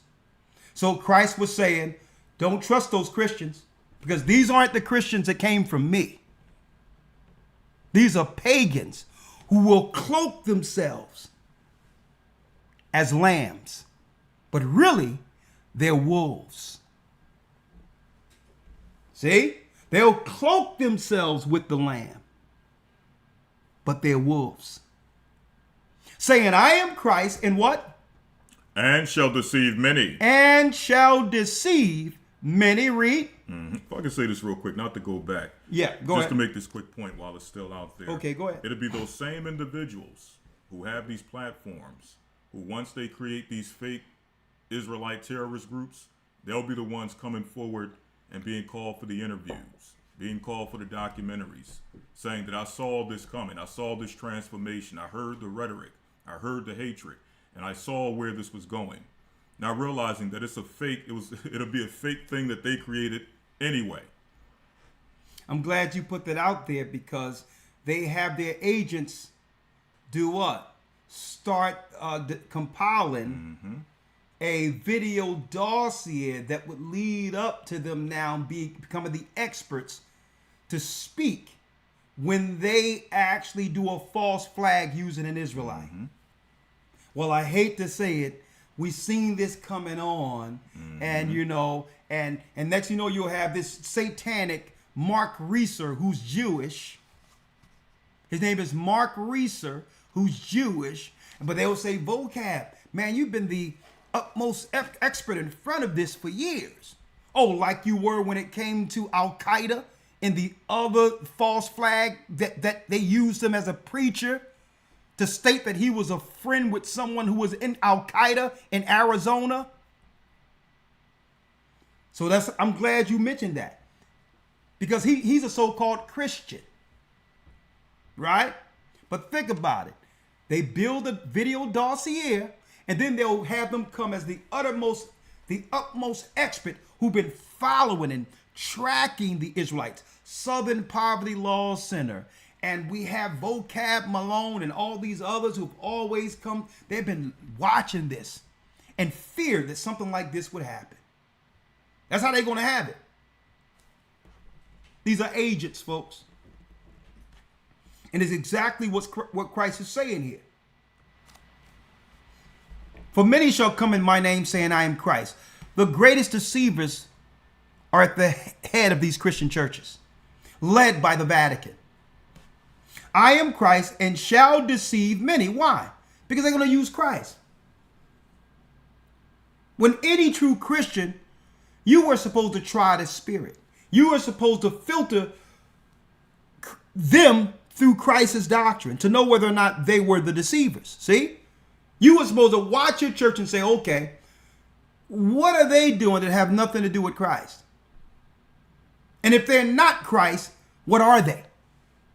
Deceivers, Antichrist, worshiping on Sunday, celebrating Christmas, celebrating Easter, which is all Babylonian, breaking God's law, teaching people that you're supposed to break God's law and stay under grace when you know there's a judgment for breaking God's law. See? They're the deceivers. Read the 7th verse. Verse 7.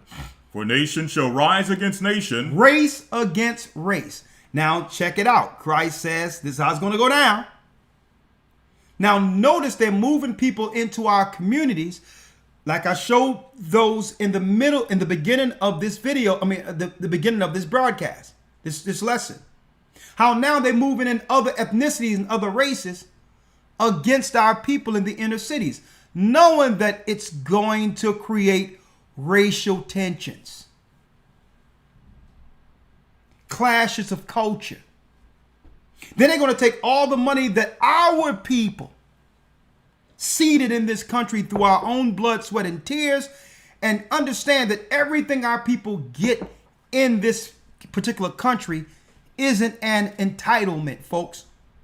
We bled in every war America have ever fought. And they're going to take all the finances from the blood, sweat, and tears from our people and give it to strangers who are incentivized to kill us in these communities. And that's nation rising against another nation. A race war that the Gentiles, that Esau is incentivizing right now.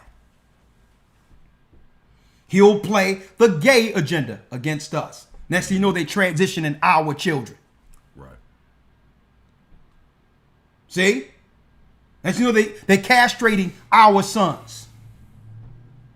Then they'll play the immigrant crisis, as they call it, against us, knowing that these people are being told they're coming in to replace us. And they can do whatever they want to do because there's certain crimes that the police can no longer report or even do anything about. Why do you think they did that?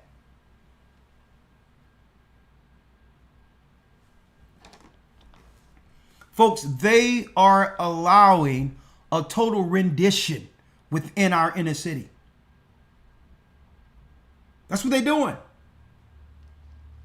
They had a movie out on that Elder Rawchaa years ago, where there was no law, and then for a time they just allow all anarchy out there. What's the name of that movie? The purge. That's what it is. It's the purge, folks. Right.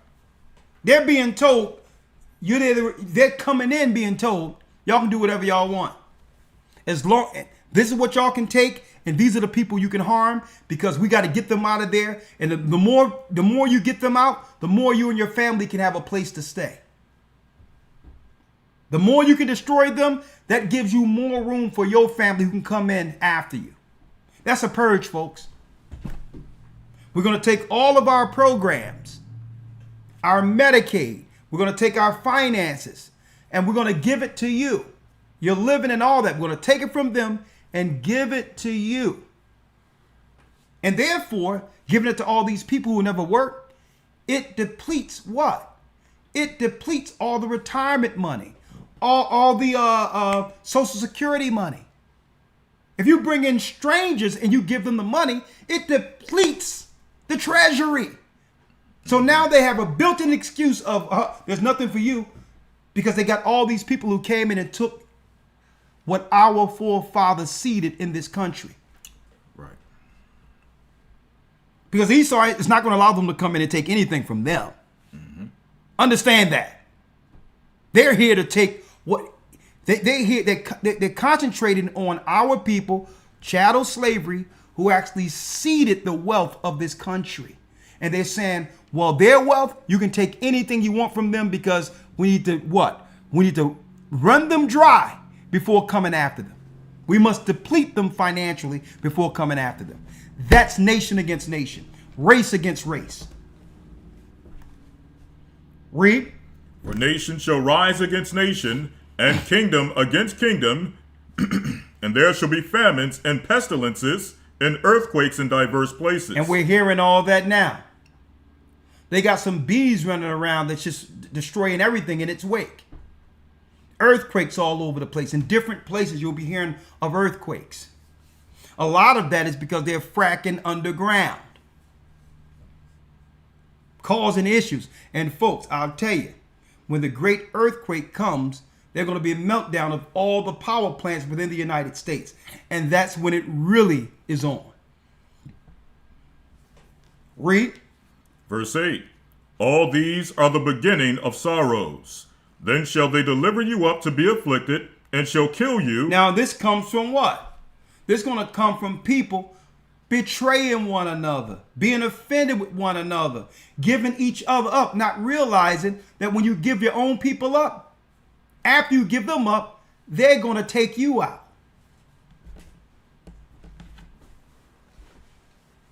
You think they're going to trust a traitor amongst them?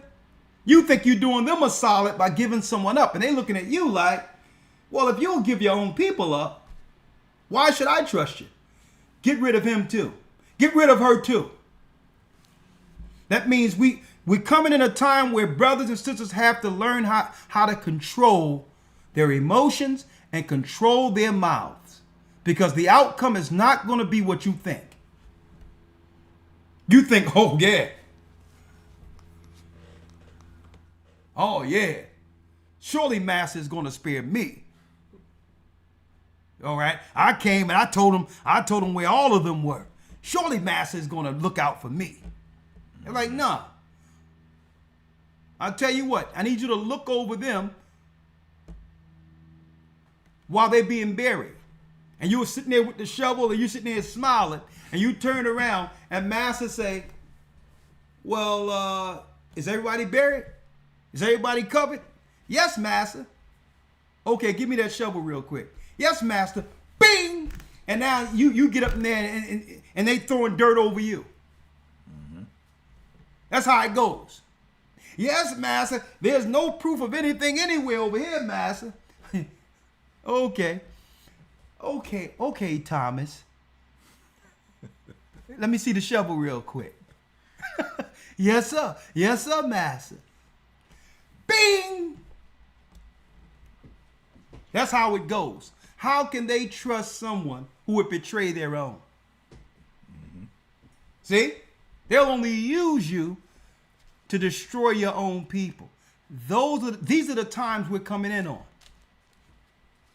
Right? Right? You have something? No, the Purge movie. The Purge movie. The very first Purge, it was in our communities, and they went to some brothers on the side and had them go and start taking people out. Yeah. And remember the one he had the jab. That was his thing. He'd go around Jabbing people. But then at the end, after they get out enough, get rid of enough of their targeted demographic, you sitting around thinking you're safe. But like, no, listen. If you are a threat to all of us. If you would do this to your own. Right. Then shall they deliver you up to be afflicted and shall kill you. Read. And ye shall be hated of all nations for my name's sake. Now, how do you know this isn't talking about Christians here and those who believe in Christ? Because Christians aren't hated by everyone in the world. See? It's speaking of the true believers, God's people. It says right here, and ye shall be hated of all nations for my name's sake. These are the children of Israel who are in Christ. For standing in Christ, your family and others can't stand you because you are speaking to the evil in them, hoping that they will repent. Well, guess what? They don't see it that way. And when the time comes, they're going to be the people giving you up.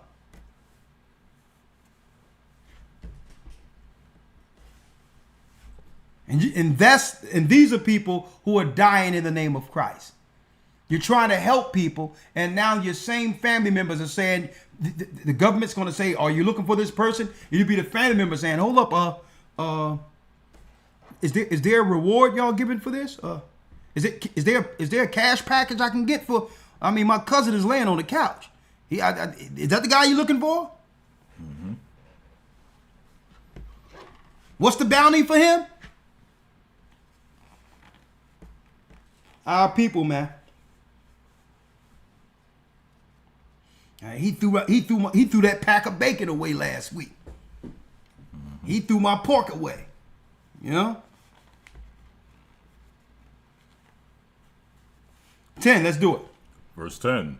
And then shall many be offended, and shall betray one another, and shall hate one another. And we're living in that time now where that politically correctness time, where everyone has a problem with correction. You can't say anything true to help a person without you hurting them at the core. And even if you try to talk to a person and help a person to show what they're doing wrong, they'll use that conversation to pull an offense out of that. So you can't even talk to people, to get on the same page with them, because when you speak with them, when they got an evil spirit in them, everything you say to them can become an offense. That's the world of politically correctness we live in today. Well, you can tell me the truth, but I don't like how you're telling me. I don't like how you're conveying it. Now think about that. It's the truth, but you could have told me differently. When you should appreciate the truth, regardless of what you're feeling. That's the world we're living in today now. And then you get down to the conversation and say, well, what I said was true, correct? Well, yeah. Well, why are you feeling a certain type of way?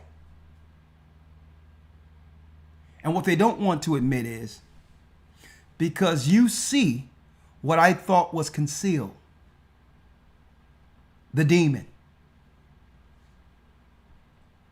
I knew it was here, but the fact that you can see it is the problem. Now check that out.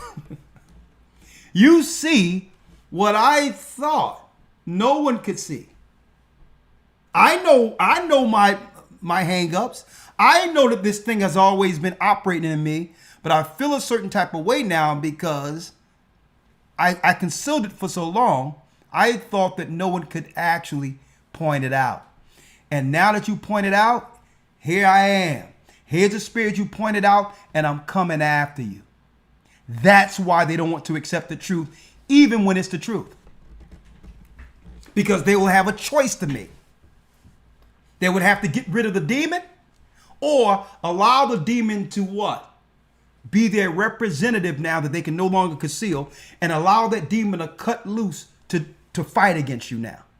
They either get rid of it, or they can say, well, okay, you see me now, let's go. That's how it works, folks.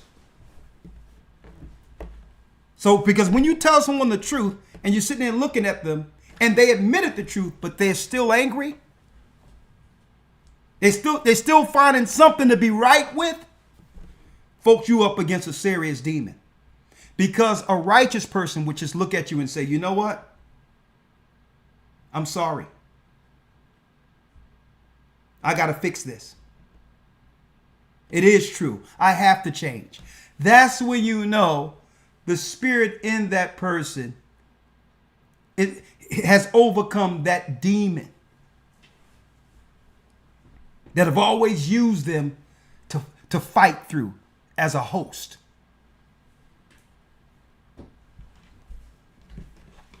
And then shall many be offended over nothing at all, folks. We're going to be giving up our people for nothing. Folks, we're going to be giving up our people for a hot meal. Just for a hot meal that night, we're going to be giving up our own people. Watch.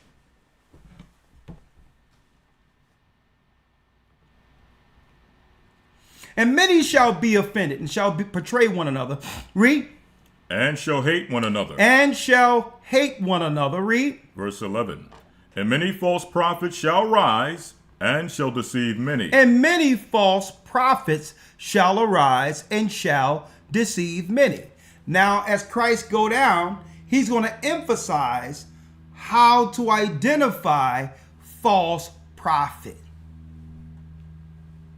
Okay? Because a lot of people look at T.D. Jakes and these others.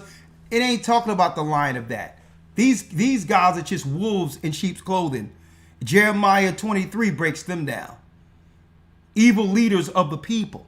But false prophets, Christ's going to go into it in detail within Matthew 24. Because it's really what? When shall be the end of the world and the signs of thy coming? So concerning Christ's coming, you'll have false prophets in context of what we're talking about here. The signs leading to Christ's coming. See that? So when it's talking about false prophets, it's talking about people giving you false information concerning his return. See? Like your Jesuits, who claim that there will be a rapture where Christ's going to return, pick the church up, disappear for 7 years while an antichrist is on the scene, only to come back 7 years later from the time that people disappeared. That's a false prophet that come directly from the Jesuits' doctrine. There will be no picking people up and coming back later. Okay? That don't exist. There's only the second coming of Christ. Not him coming to grab some people and saying, I'm checking out for another 7 years for an antichrist that can come on the earth and mess with y'all until I get back. Mm-hmm. That's a false prophet. There will be no rapture. That's a lie. Now we'll be caught up for those who remain, but that's upon the last trump, the coming of Christ. And even when that happens, when he catch up those who are in him, that's to join his army on the way back to earth, so that they can reign on the earth. So even they're not going to be floated up into a cloud for 7 years. They're coming right back. So the great caught up, and that's what it is when Christ returns. Mm-hmm. There is no rapture. And any preacher that's teaching that doctrine from the Jesuits is an antichrist, false prophet. Okay? 12. Verse 12. And because iniquity shall abound, the love of many shall wax cold. Because sin is at its height, the love of many shall wax cold. Why? The more we allow sin to happen in the earth, the more offenses ensue. Right? So now people are not going to know who to trust or what to trust. So people are going to hate one another. It doesn't matter if you're a family member, just the world in general will be, every individual will be against every other individual. No love, even for your own family. 13. 13. But he that shall endure unto the end, the same shall be saved. But he shall endure unto the end, the same shall be saved. Read. And this gospel of the kingdom shall be preached in all the world for a witness unto all nations, and then shall the end come. And folks, this is how you know that the Catholic Church that have set up many harlots under her isn't Christ's church. Because they've been everywhere conquering and colonizing, but yet Christ haven't returned yet. You can find the Catholic Church everywhere. So that's how you know that wasn't the gospel of truth. And what they're teaching in our neighborhoods, in our communities, isn't the gospel of truth. This gospel, Christ is saying, the gospel that I have taught the disciples, that I've brought in the world.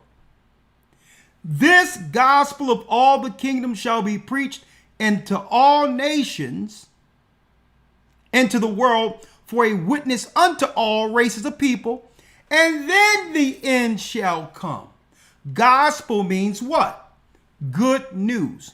So what gospel was Christ talking about that the world must hear first before the return? The world have heard everything else. So what in particular is the gospel that must be heard by all people before Christ returns? It isn't in the Catholic Church. Let's real quick precept, and we're going to show you what must be taught to the whole world before Christ returns. Elder Lawya, if you will, staying in Matthew. Matthew 10, 5, and 6. St. Matthew 10 and 5. Yes. These 12 Yeshua sent forth and commanded them, saying, Go not into the way of the Gentiles, and into any city of the Samaritans enter ye not. Read. But go rather to the lost sheep of the house of Israel. But go rather to the lost sheep of the house of Israel. That's the good news, folks. Gospel means good news. This truth must be taught. Identifying the 12 tribes of Israel who are under attack by the power structure. And telling them the colonizers will soon be judged upon the coming of our Lord and Savior. The good news, or the gospel that Christ was teaching, was to bring the 12 tribes back under one fold. See? This gospel will have to be taught to identify God's people because they are under attack. Folks, that's what Jacob trouble is. The Gentiles have went from shore to shore, setting up their fake churches, setting up hospitals to get the genetics of our people so that at the very end they can get rid of us altogether. 7. And as ye go, preach, saying, The kingdom of heaven is at hand. And as you go, preach, saying, The kingdom of heaven is at hand. The kingdom for the same people. And you can't claim that this is about Gentiles because at this time, Christ said, don't even go to the Gentiles. So first, he was seeking the teachers and the preachers to get God's people together first. Because these are the people who are under attack during Jacob's trouble. Not that we can't teach all people, but this gospel, what we're saying here, wasn't taught through the Catholic Church or the Christian churches. It doesn't matter. It's taught in the Christian churches. See? So when it says this gospel of the kingdom must be taught, let's go back. Yes, sir. St. Matthew 24:14. Read it. And this gospel of the kingdom shall be preached in all the world. Now, what gospel of the kingdom? That Christ was sent to bring back the 12 tribes of Israel who were scattered throughout the earth. It wasn't until our present time have the world heard such a doctrine. See? And I'm going to straighten all of this out this coming Wednesday. This coming Wednesday, I'm going into this we're not from Africa will be the title. Why am I going there? It's because now it's starting to come up where people are saying, well, all people didn't go into slavery. There was indigenous people who were black people here in the land before the Romans came, before the conquistadors came. And a lot of people are saying, yeah, they must have been from Africa. No, they weren't from Africa. We are not from Africa. Now, if you want to say that we're from the land of Canaan, of North Africa that was turned into Israel, yes, that's where we're from. Oh, 1 second. It just went out. 1 second.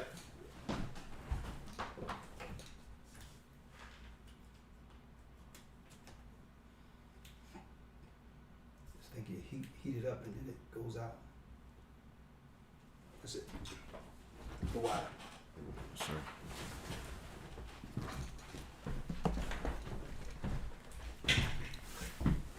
Good? You good? Yes, sir. Yes, sir. Now, and that's what I'm going into this coming Wednesday. Folks, we are not from Africa. And you got a lot of people now standing up saying, well, hold up. There was an indigenous people here before the Romans came here to colonize. And now they're talking about, well, we were here already, but still is trying to relate that to, well, some Africans must have come here. No. We're going to show you what happened with that. All of these people, these indigenous people and aborigines that were in these lands didn't come from Africa. They are part of the diaspora of Israelites being scattered throughout the earth. This is why those in Africa who were Israelites look like the Israelites that were over here who were black also. And I'm going to totally dispel this thing of Africa this coming Wednesday. We are not from Africa.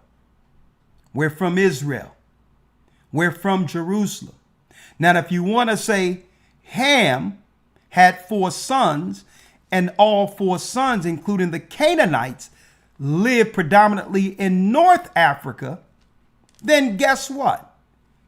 I'll give you that. But North Africa, listen to this, were predominantly Hamites. We were Shemites who came out of Egypt into the land of Canaan, which was turned to Israel. And that's where God's temple, where Christ is speaking of from, was. We are from Jerusalem. Okay? So we're going to straighten all that out this Wednesday. Because now it comes down to when we start saying something here about the injustices in America, you'll have these immigrants and colonizers coming, well, why don't y'all go back to Africa? We were here before the ships came. Now what?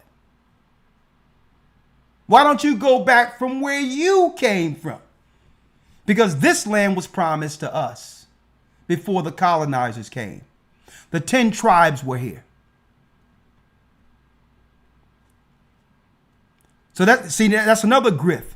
That's why I hate that back to Africa grift they have out there, where they try to sell us an African package. Well, man, why don't you go to, man, we need to go back to Africa, man, and change things. No. Africa is not our homeland. Okay? We cannot fix Africa. Africa will not be fixed. It's a part of the curse.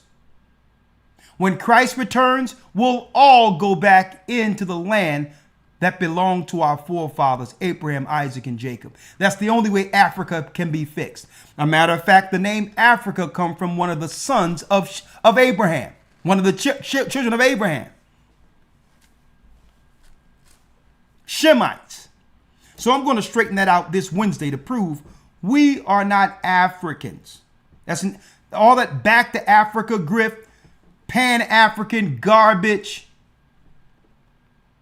Now, do we love the people of Africa? Do we care for the people of Africa? Absolutely. Are we preaching the gospel to our brothers and sisters who are in the wildernesses of Africa like we are in America? Okay?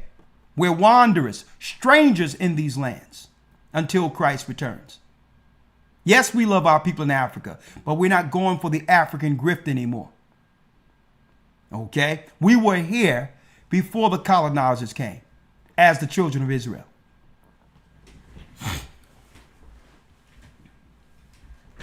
Read on.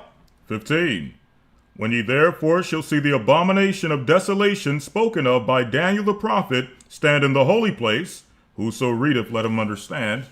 And it says, when you therefore shall see the abomination of desolation, that's the fall of our people, Israel, Judah, Benjamin, and Levi by the hands of the Romans.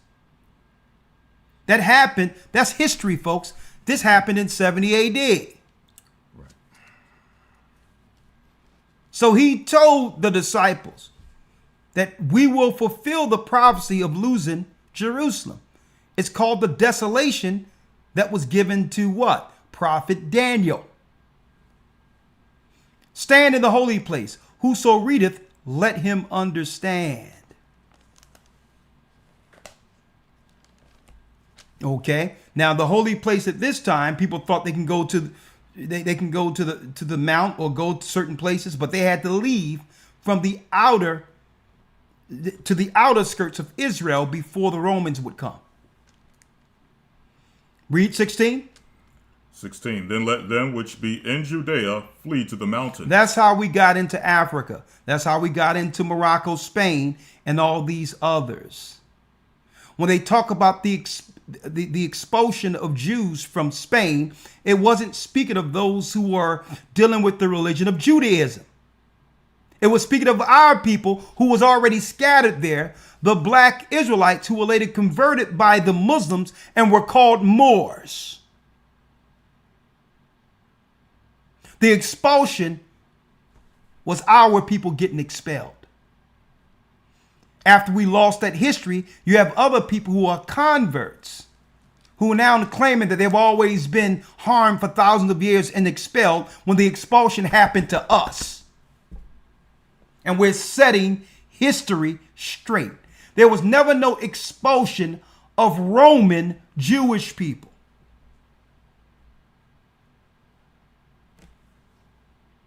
Verse 17. Let him which is on the housetop not come down to take anything out of his house. Neither let him which is in the field return back to take his clothes. And woe unto them that are with child, and to them that give suck in those days. Why is it saying that, folks? Because it's going to happen again. They surround you like they're doing with immigrants and all these others right now. And when it comes down to what?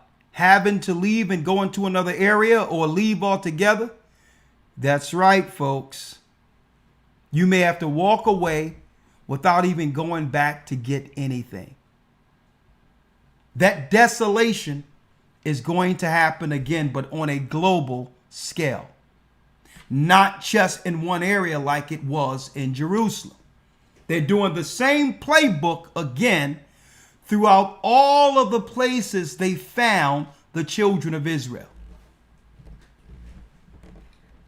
Are you following me here? 20. Verse 20. But pray ye that your flight be not in the winter, neither on the Sabbath day. But pray ye that your flight be not in the winter, because it's hard to travel during the winter. And it says neither on the Sabbath day, because why? Usually our people would be resting on the Sabbath day. So if you're standing still and the Romans know where you are, they can easily destroy you. So usually Christ was giving us an insight. Listen, don't be trying to get out during the winter, and don't worry about it on the Sabbath day. Be out well before any of these particulars here, because the Romans will know exactly where you are on the Sabbath. You're in the synagogues, so they'll come and get you. The same way you're going to have a lot of Christians, they're going to know where to find them, because they'll all be there on a Sunday.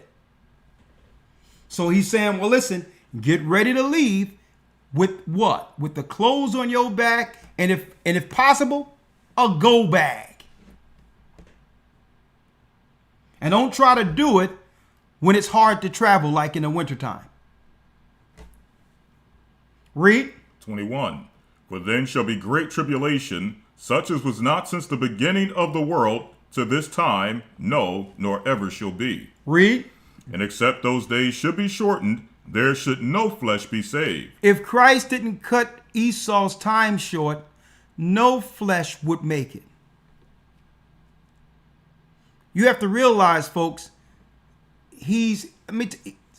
Esau at the helm is a sociopath, a psychopath. Okay? He teaches through psychology, folks. Think about this. He teaches depopulation. Even within the society itself, he teaches depopulation. People against people, family against family, gender against gender, same sex, and all these other things. And it says here, because that the more you deal with these particular lifestyles, the less what? The less children will be born for the future. Get born for the future. Then if you make relationships unattainable where man cannot get along with woman, eventually there's what? You got it. No, less children. And then when you look at the diseases and all that others that they're cooking in laboratories that we see, who knew that they had laboratories in Wuhan and other places? Some of these diseases or some of these solutions can lead to sterility. Attack on women's ovaries where they can't have children. On men's virility, making them sterile. So you put all this together along with them poisoning allegedly the food with soybean and all this other stuff, poisoning the waters, everything, every spill or every crash that happens, we hear about the water getting poisoned. Man, the Bible is saying, listen, if he don't cut time short, none of us will be left. We have madmen at the helm. Think about this, folks. They're destroying family, separating family, making it where there's no financial stability so that when we have children, we give up our children, and they're giving our children to the letter people to be raised. Think about this. How long do you think God, the Most High God, is going to allow this? And Christ says, listen, can't you see what they're doing? They're killing off humanity right in front of our faces, and none of us are standing up and saying enough is enough. So if you're going to allow them to take your children, poison your children, and poison your food, well, this is what you get. Because the people are weak and have given up, and guess what? They're outright fearful. So it says, except Christ shortened Esau's days, none of us would be left. And we just allowed them to operate and finish what they were doing.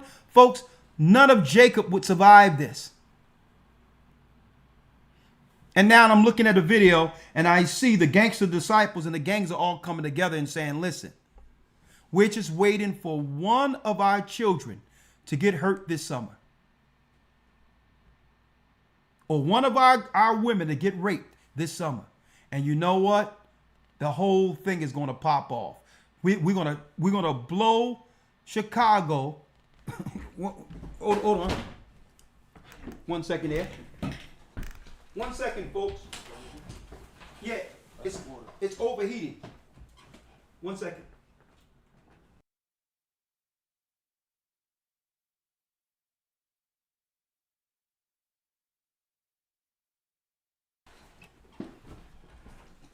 Excuse me, the camera keep overheating. That's what it is. This particular camera is overheating, so.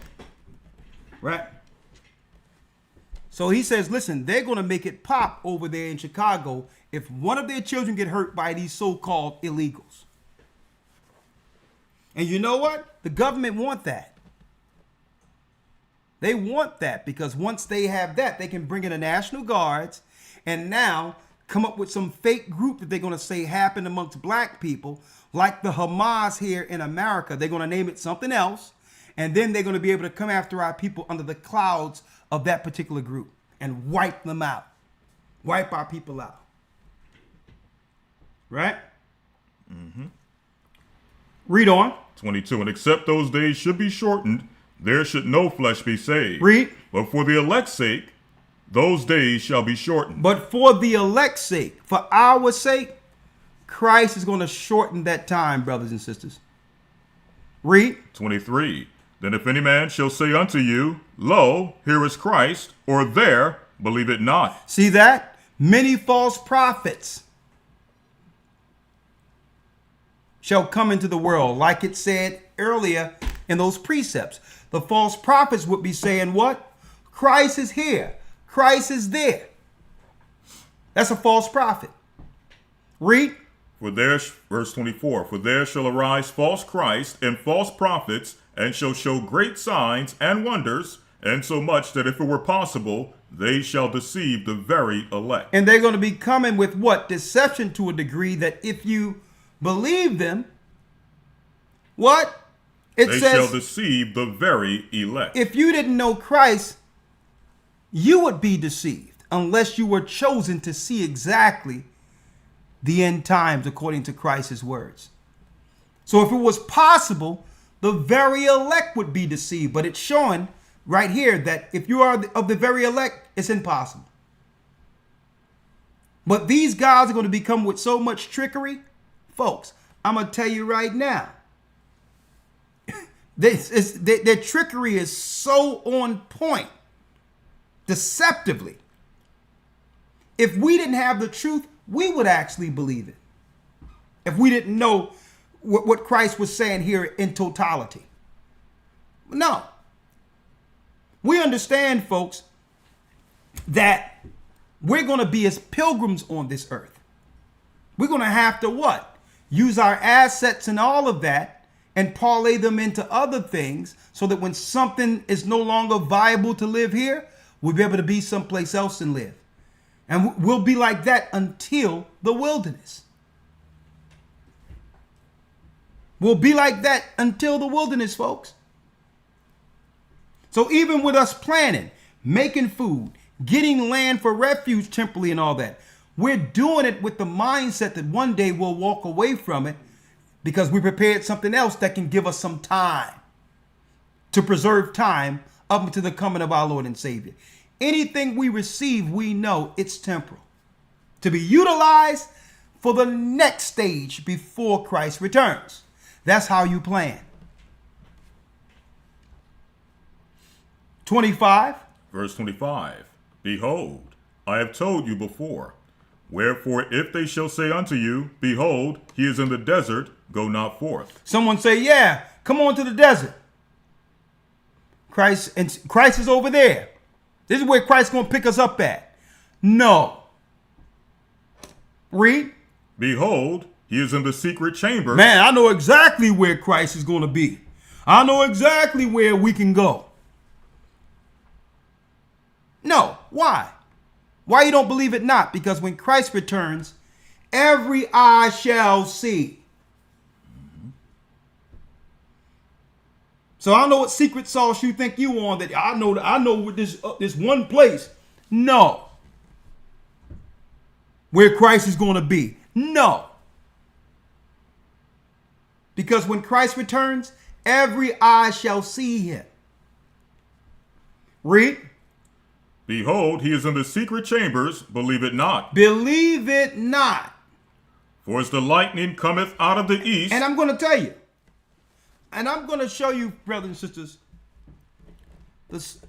the super simpletons up in this world. You would have grown men with family following an unhinged woman into other countries. I need y'all to think about that. You would have grown men following a woman. That's how crazy it is right now. Where we find nothing like that anywhere in Scripture. Anywhere in the Bible can you find a woman in some type of leadership leading men towards them.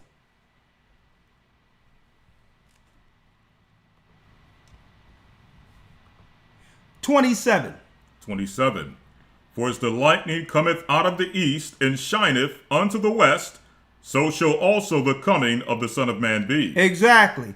As lightning cometh out of the east and shineth in the west, so shall also the coming of the Son of Man be. He's coming straight from the east down into that area of the high mountain. And when he come, every eye shall see. So the last thing I'm going to do is listen to somebody talking about, yeah, I know where Christ is going to be, and this is where it is and all that. They got demons on them. When Christ come back, everyone living on earth will see him. And those who didn't make it to the wilderness as of yet, it tell you in the book of Isaiah that he's going to send out ships from Kittim to gather his people that are still in remote areas outside of the area. There's going to be some people still over here in the West after the fall of America who's going to have to be guided back to Jerusalem when Christ returns. But we'll all see his return. 24. 24 and 28. For wheresoever the carcass is. Yes, sir. Verse 28. For wheresoever the carcass is, there will the eagles be gathered together. And it says, wheresoever the carcass is, there will the eagles be gathered also together. And what is this? The valley of Jehoshaphat, where all the nations are coming together in the Middle East for the final war to be what? Birds' food upon the coming of Christ. So they're all in the Middle East. They think they're there for oil. No, they're there so that all the armies of the earth can be utterly destroyed. So there'll be no army to rival Christ upon his return, folks, or to set up again and put the earth in fear. All of the UN armies, China and all that is in Africa and all these areas in the Middle East to become birds' food. 29, let's read it. 24, 29. Immediately after the tribulation of those days shall the sun be darkened, and the moon shall not give her light. Come on, hold on. And the stars shall fall from heaven. Come on, hold on. And the powers of the heavens shall be shaken. Come on, hold on 1 second. 1 second. We're almost done.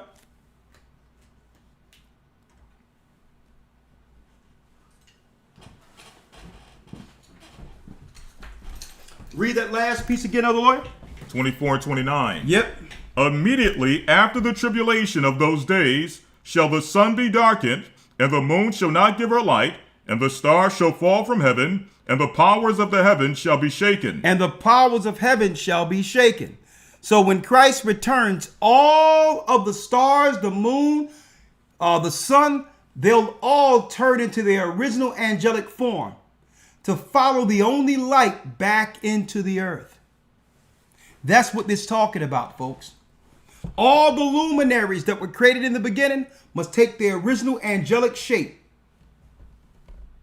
when Christ returns. And Christ will be the only light seen in the universe. It's going to be total darkness, dense darkness, then boom, light. And the whole world will know Christ has returned. 30.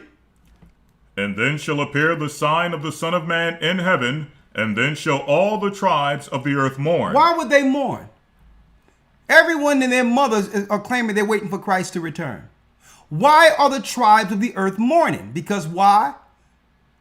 They receive rulership for a time under Satan.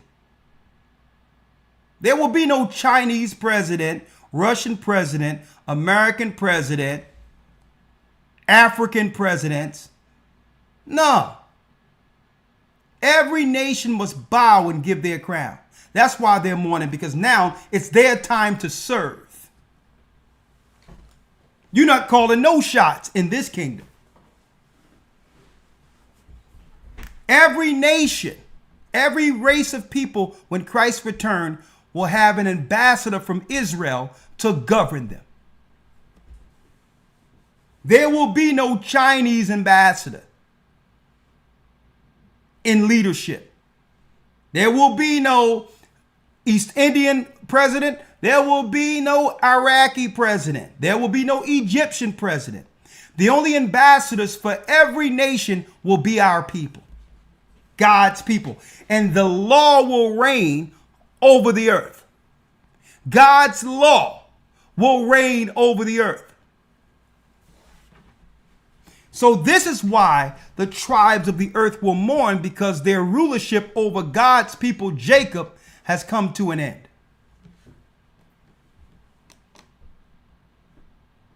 Read. And they shall see the Son of Man coming in the clouds of heaven with power and great glory. So why are they mourning? Buddha ain't going to save you in this time. Allah will not be able to save you in this time. The Vatican's God, which is Satan himself, will not be able to save you in this time. See? All the idols of the earth will fall. And all nations will bow to the true king, the King of Israel, King Judah. And his name is Yeshua. 31.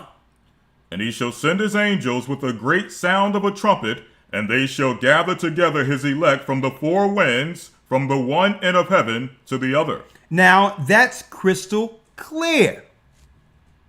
So all of Israel is not going to be, even though a lot of us will go near the wilderness area and hope to be there, but there's going to be other Israelites throughout the four corners of the earth that's going to get guided there upon the coming of our Lord and Savior.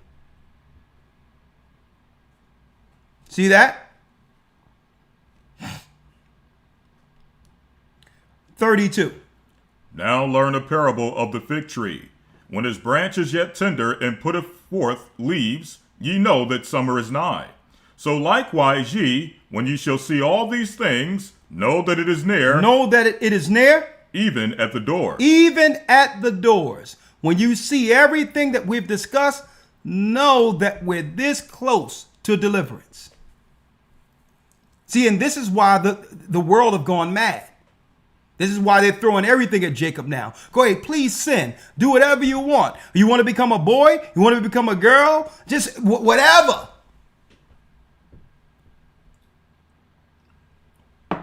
Let's get the whole world high. Molly, Percocet, Molly. Let's get everybody on everything. Drug dispensaries and marijuana dispensaries, psychedelics. He's just throwing everything at the wall because why? His time is up, folks, and they're just snatching souls at this point. Aim towards Jacob. Jacob indulging in sin and indulging in the evil pharmacy. They're just throwing everything. Men, women, go get on some apps. Be whatever you want. This guy with this woman with this man. No marriage is undefiled. Just they throwing everything at us now. Because why? Because they know they have a short time. So at this point, Satan is just snatching as many souls that will go to hell with him.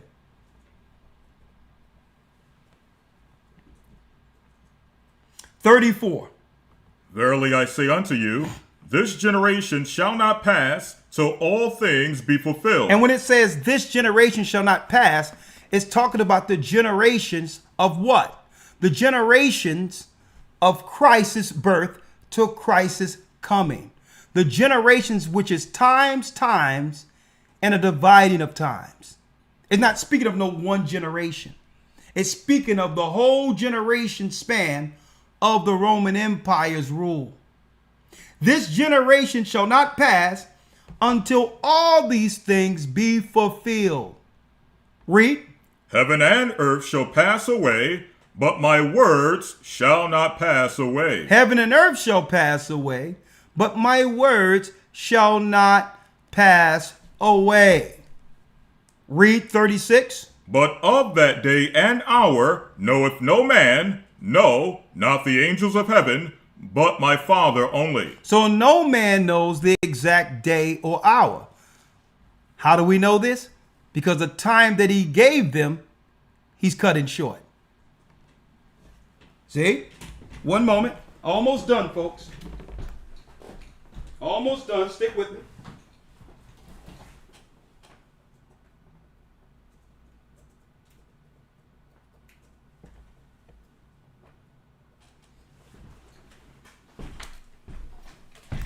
Almost done.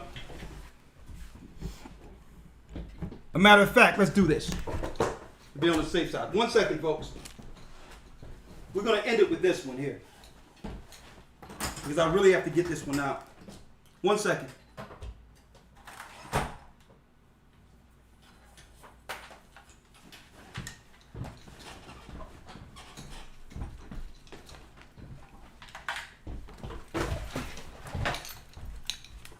One second, folks.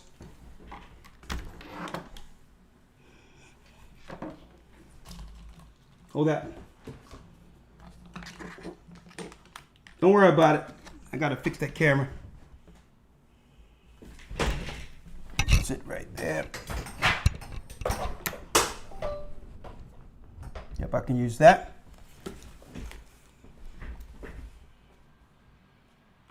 There we go. There it is. That's it right there. Ready, Elder Lawyer? Sir. All right.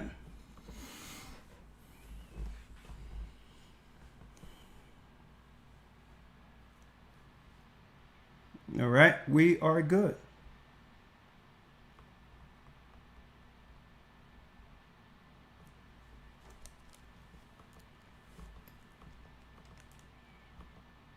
There we go. All right, Elder Lawyer, go ahead. 26. 36, but of that day and hour? But of that day and hour knoweth no man, no, not the angels of heaven, but my Father only. But my Father only, read. But as the days of Noe were, so shall also the coming of the Son of Man be. Same as the days of Noah. Read. For as in the days that were before the flood, they were eating and drinking, marrying and giving in marriage, until the day that Noe entered into the ark, and knew not until the flood came, and took them all away, so shall also the coming of the Son of Man be. So the taken away were those who were evil. See that? Those who didn't listen to Noah were taken away. They flipped it through the Jesuit satanic doctrine to claim that the taken away are those in the church that will be taken into the clouds, when it's the evil that will be taken away for not following the message, the gospel. And knew not until the flood came and took them all away, and so shall also the coming of the Son of Man be. Read. 40. Then shall two be in the field, the one shall be taken. The one that shall be taken are the evil. Read. And the other left. And the ones that are left are the righteous. Read. 41. Two women shall be grinding at the mill. Working. The one shall be taken. That because they didn't listen. And the other left. The ones that are left are the righteous. Read. 42. Watch therefore, for ye know not what hour your Lord doth come. Watch ye therefore, for ye know not what hour your Lord doeth come. Now, in preparation for this, right? Let's go into what we see with the migrants and all that real quick. Let's go into real quick, 2nd Esdras, where it talks about be like pilgrims in that day, and they shall put you out of your houses. 16 and 40. 1 second, Elder Lawyer.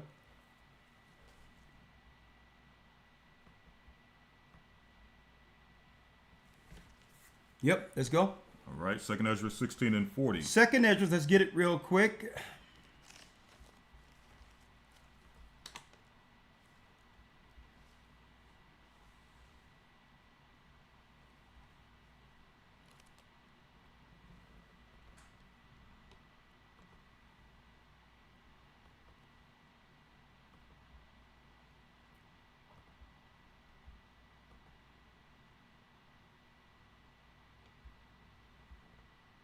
Yeah, that's it.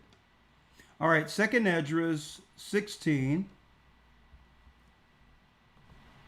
2nd Esdras 16, verse 40, you said, right, Elder? Yes, sir. Okay, let's get it. Yep. O my people. Yes, sir. O my people, hear my word, make you ready to the battle. Make you ready to the battle. And in those evils, be even as pilgrims upon the earth. And in those evils, we must be as pilgrims upon the earth. How did Esau get America? They came over as pilgrims. They were willing to leave where they were and survive in a new land to overcome and one day rule the land that they were pilgrims in. So we must be able to do what? We must have enough faith more than the enemy to one day up and leave with what we have to sustain us. We have to be like pilgrims, because eventually it will all get taken away anyway. Read. 41. He that selleth, let him be as he that fleeth away. So when you're selling, it says, let him be as one that fleeth away. Read. He that buyeth, as one that will lose. And he that buyeth, as one that will lose. So you would have to have some level of what? Understanding on what to do with assets and all of that. Parlaying out of one thing into something else that will sustain you for some time. Or have something else in play knowing that you might lose what you have right now. See? 42. He that occupieth merchandise, as he that have no profit by it, and he that buildeth, as he that shall not dwell therein. And it says, and he that buildeth have the mindset that one day you won't live here. But the Most High did what? He fulfilled his promise in us by giving us food, shelter, and raiment all the way through, regardless of where you were laying your head. So if he provided up into this time, don't let the place you in that you love and work for be the anchor that will lead to that place you're living becoming your tomb. Be ready to let go. And that comes with planning and being moved by the Spirit when it's time to go. Be ready to go. And another thing, don't let anyone pressure you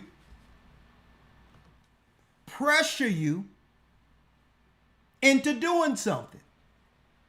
Operate in the Spirit.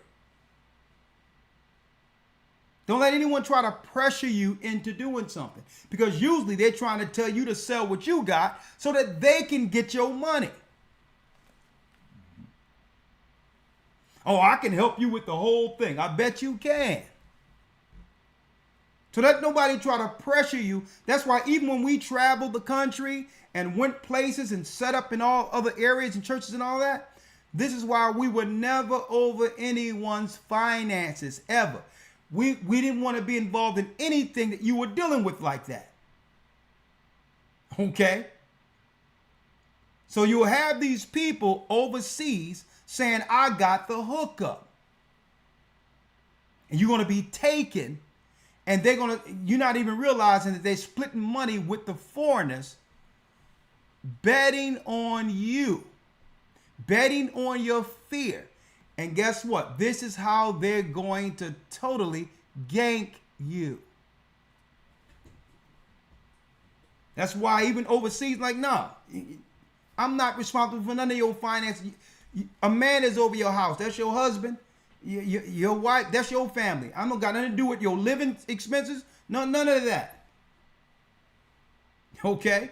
That's your business, your money. People will never tell you. They'll tell you, people have never given us anything. When we traveled the earth, 2009, 2010, they'll tell you, people have never given us anything, because we don't want to have that responsibility on us. You're responsible for your home. So watch these people are talking about, yeah, I know I got a hookup over here. I can make sure you have a place. I can make sure, folks, these are con games. And at the end, you're going to regret it. The same way. You'll never hear me talk about, well, yeah, I'll tell you what, here's some land you can live on. Come and break me off what you got, and you can live on this land. That's utterly ridiculous.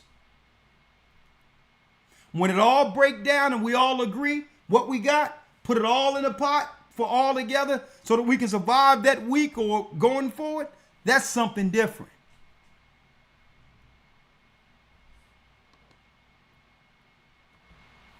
He that occupieth merchandise as he that hath no profit by it, and he that buildeth as he that shall not dwell therein. Read. 43. He that soweth as if he should not reap, so also he that planteth the vineyard as he that shall not gather the grapes. Now let's go down to where it talks about they shall put you out of your houses. Yes, sir. Verse 70. Let's go straight to 70, the 70th verse.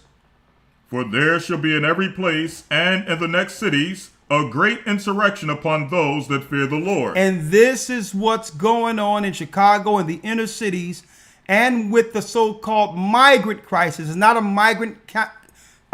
There's no crisis going on, folks, at all.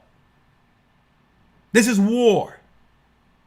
They've incentivized other people to war against Judah and Israel in the inner cities. This is what we're looking at. The great insurrection upon those who fear God. Against us, the true believers. And what's going to happen? Read 71. They shall be like mad men, sparing none. Sparing none. And that's these people they let in your communities. They're going to be madmen.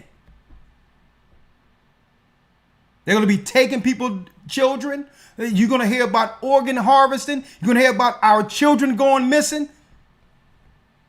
All these people that are operating in the black market that was doing it in other countries, they're next door to you now.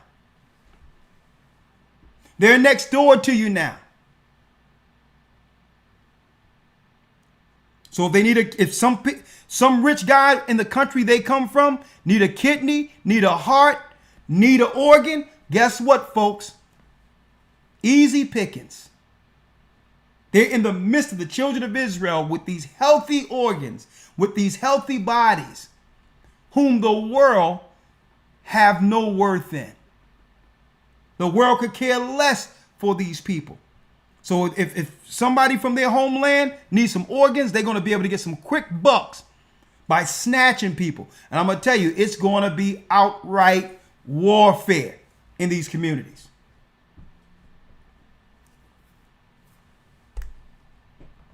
They shall be like madmen, sparing none, but still be spoiling and destroying those that fear the Lord. Read. 72. For they shall waste and take away their goods. They shall waste and take away their goods. And cast them out of their houses. And eventually our people are not going to be able to pay to live.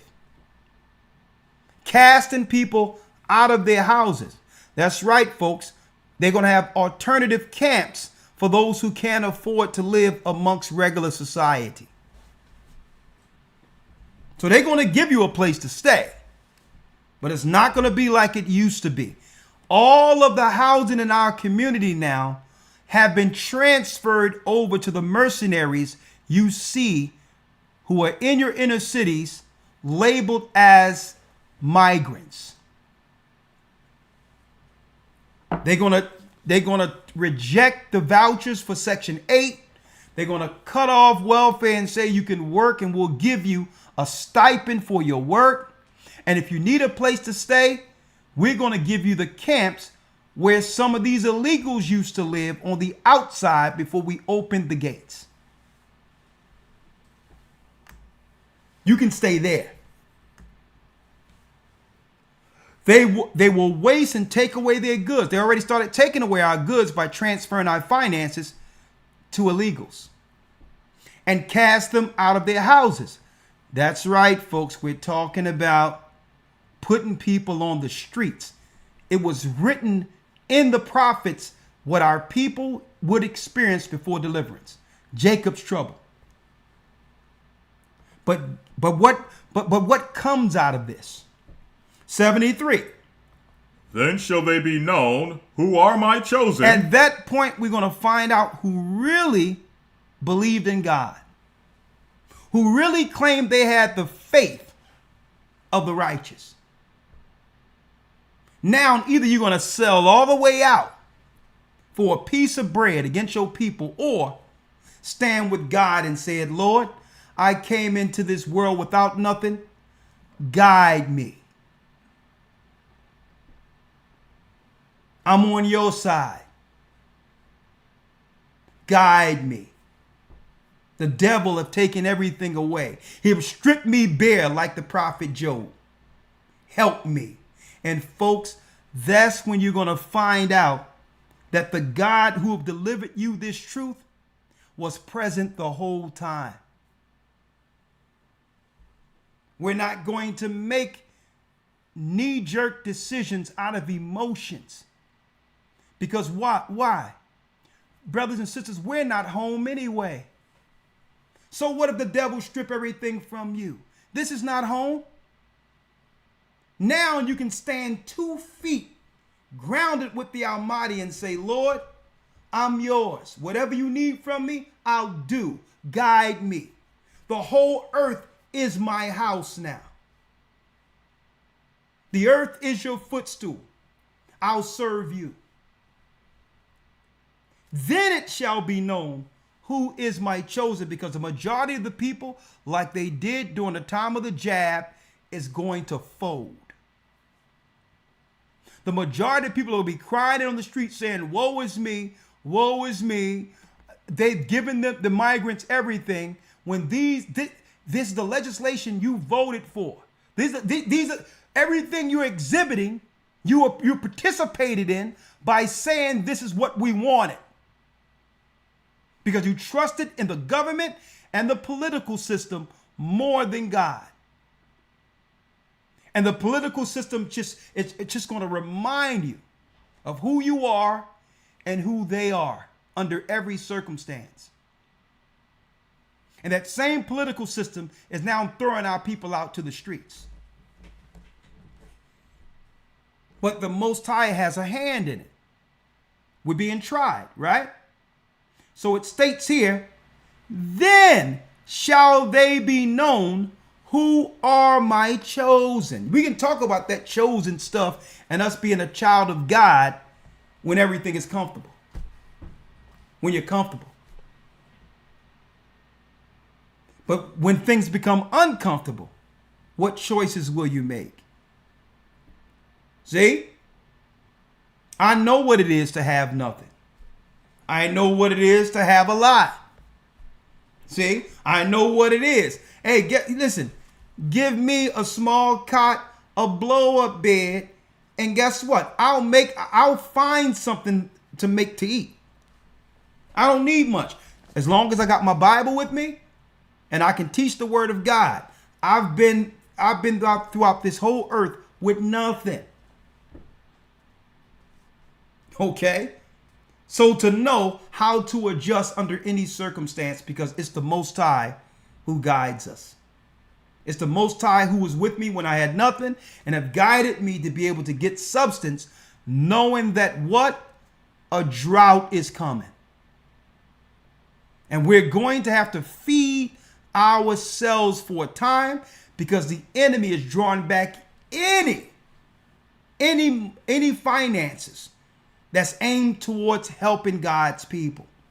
So it's on us now.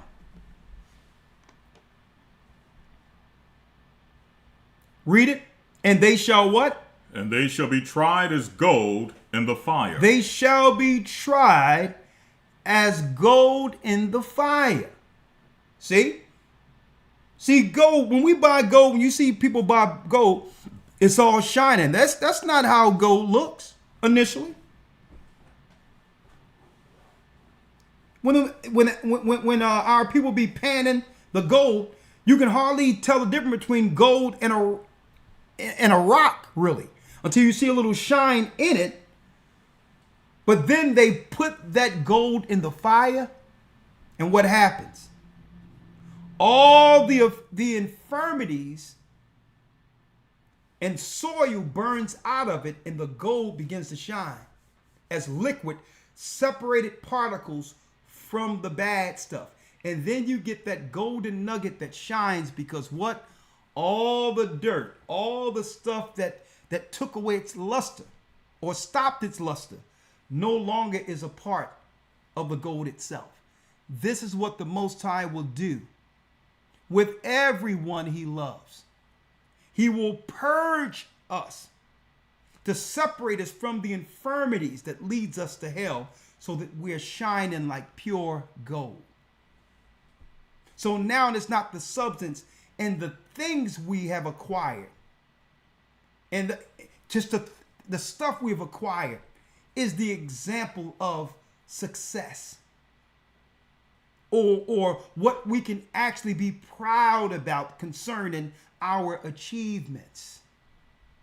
Because these things can be taken away. Things can be taken away. So we look at the things we've acquired or accumulated as the bar for success to show forth the blessing.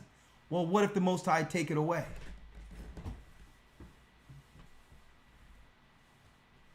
See?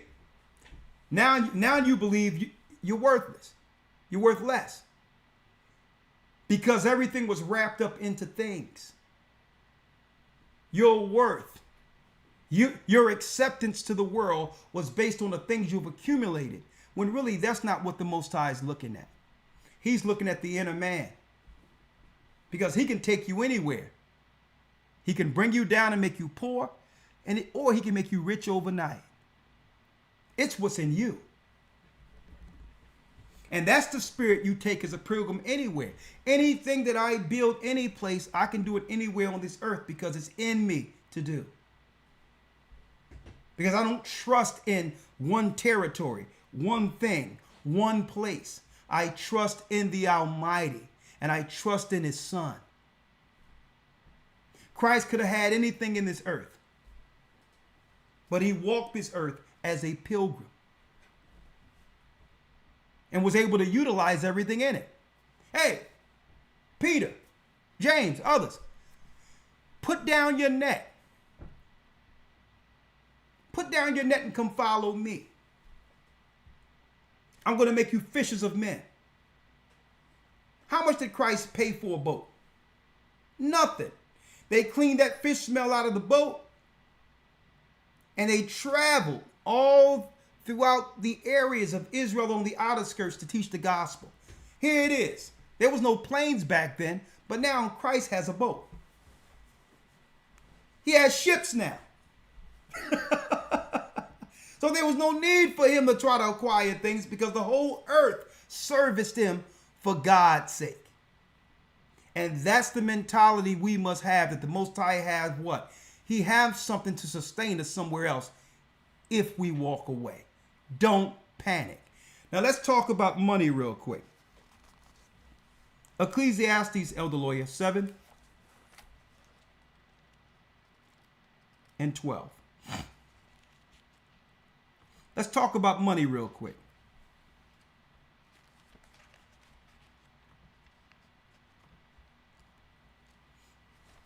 Ecclesiastes 7 and 12. Let's read that. Ecclesiastes 7 and 12. Yeah, read it. For wisdom is a defense. Wisdom is a defense. See, that's our defense system. See? Wisdom. Wisdom lets us know not to listen to anything the enemy tells us. That the enemy isn't telling us anything for our benefit. So the wisdom tells me to defend myself, my body, my health alive. I must not listen to the deceivers. They use fear as a way of trapping us.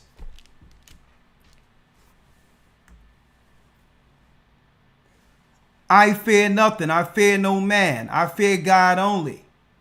Therefore, I could care less what they're using out there to scare us into destroying ourselves. That's why years ago, when there was fear 24 hours a day, I was ignoring that junk. And I continue to teach the word of God. And I was outside every day looking at the whole world who claimed that they had it going on and had all this power. Grown men running around scared to come outside. Folks, that was a great sign for me in of itself. In of itself, to prove how weak and scared people really are. You will have people, folks, who would destroy a man with his bare hands, out there scared of something they said was floating up outside and was scared to get next to other people. I was checking everyone out. And you know what? I was walking every day like everything was cool. Everybody got a mask on and I'm sitting there with no mask looking at these people and they looking at me like something is wrong with me.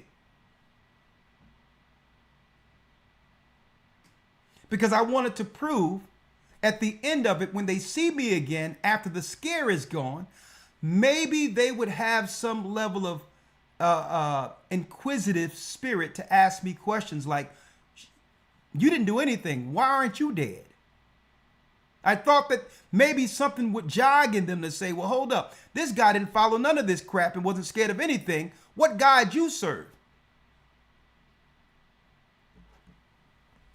And at that point, I understood how fake this world is and how fake people are. Because they'll play hard and strong. They'll play like they're tough and all that.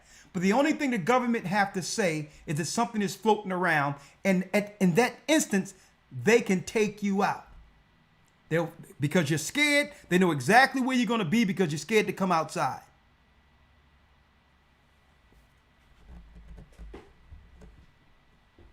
See?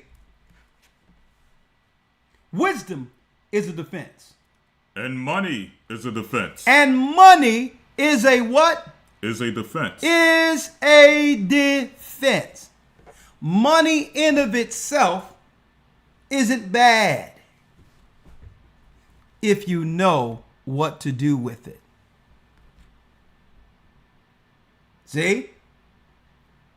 If you have the wisdom of the Almighty, you know that there's going to be a time where the money is going to come freely, and you know when eventually it'll be cut off. So what I'm going to do with the money before they cut it off?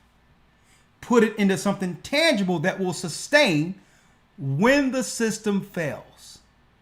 And I'm going to be talking about that even while we're at the symposium in a couple of weeks.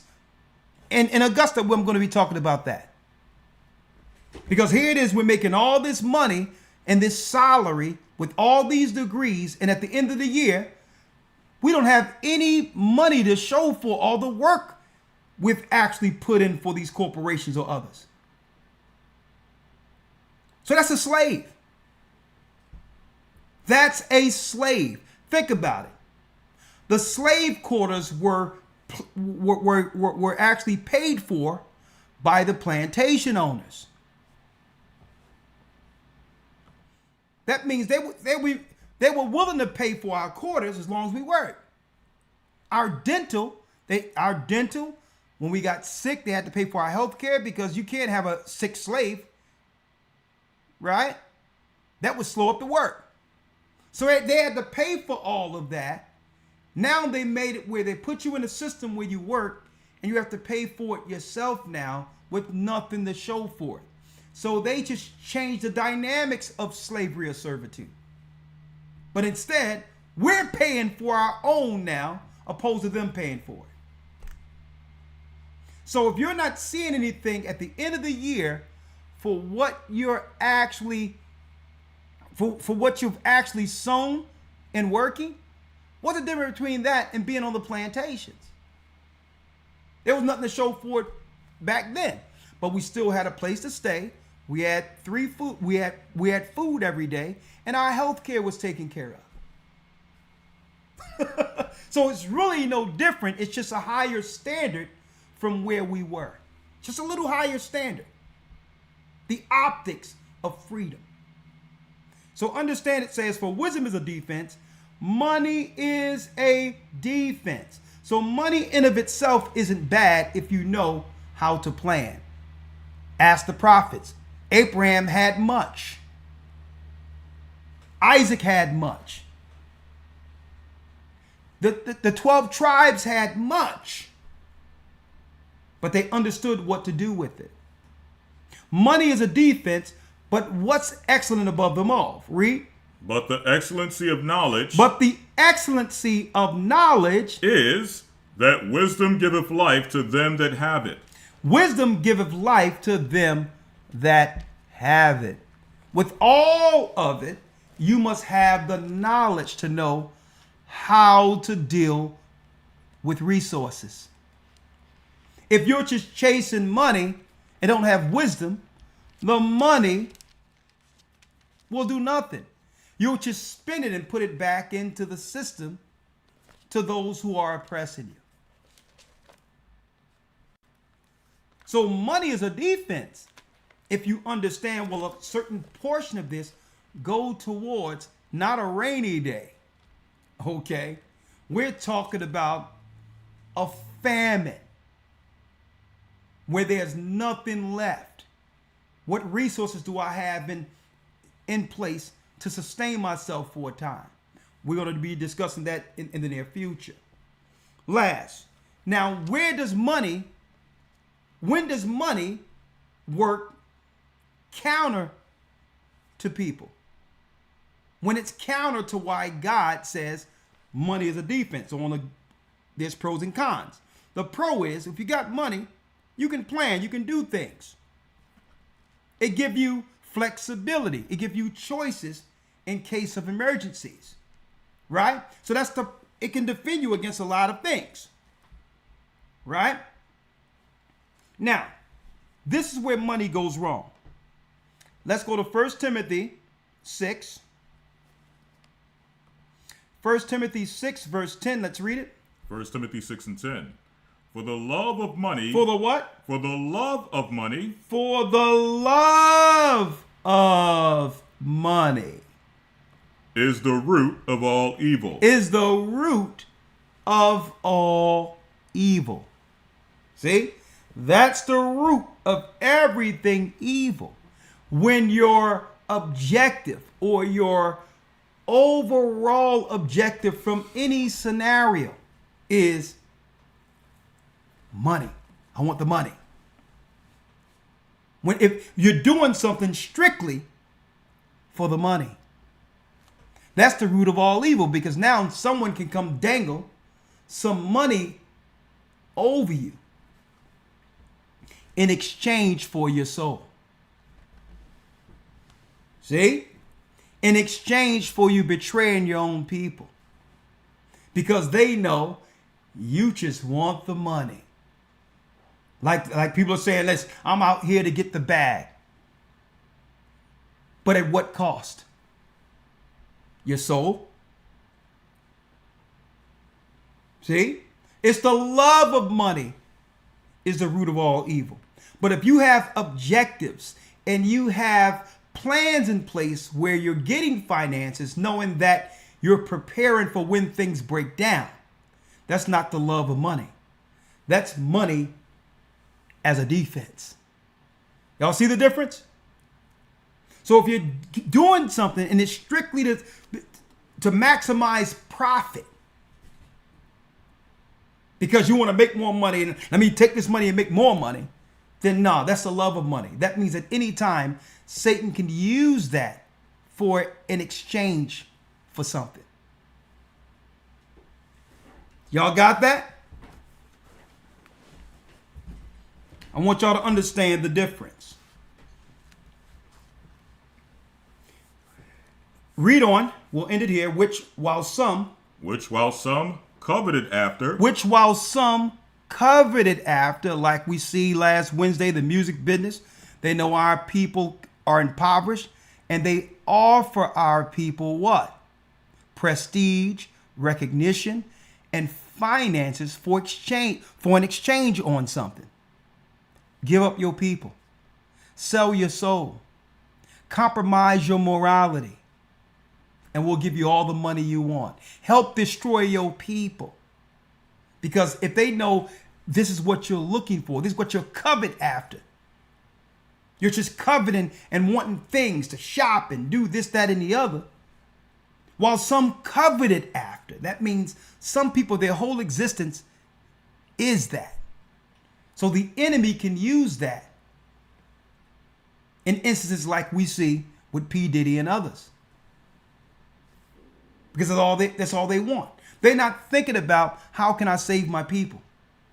How can anything I acquire can benefit God's people? If something go down, what can I do to sustain the people who are now being what?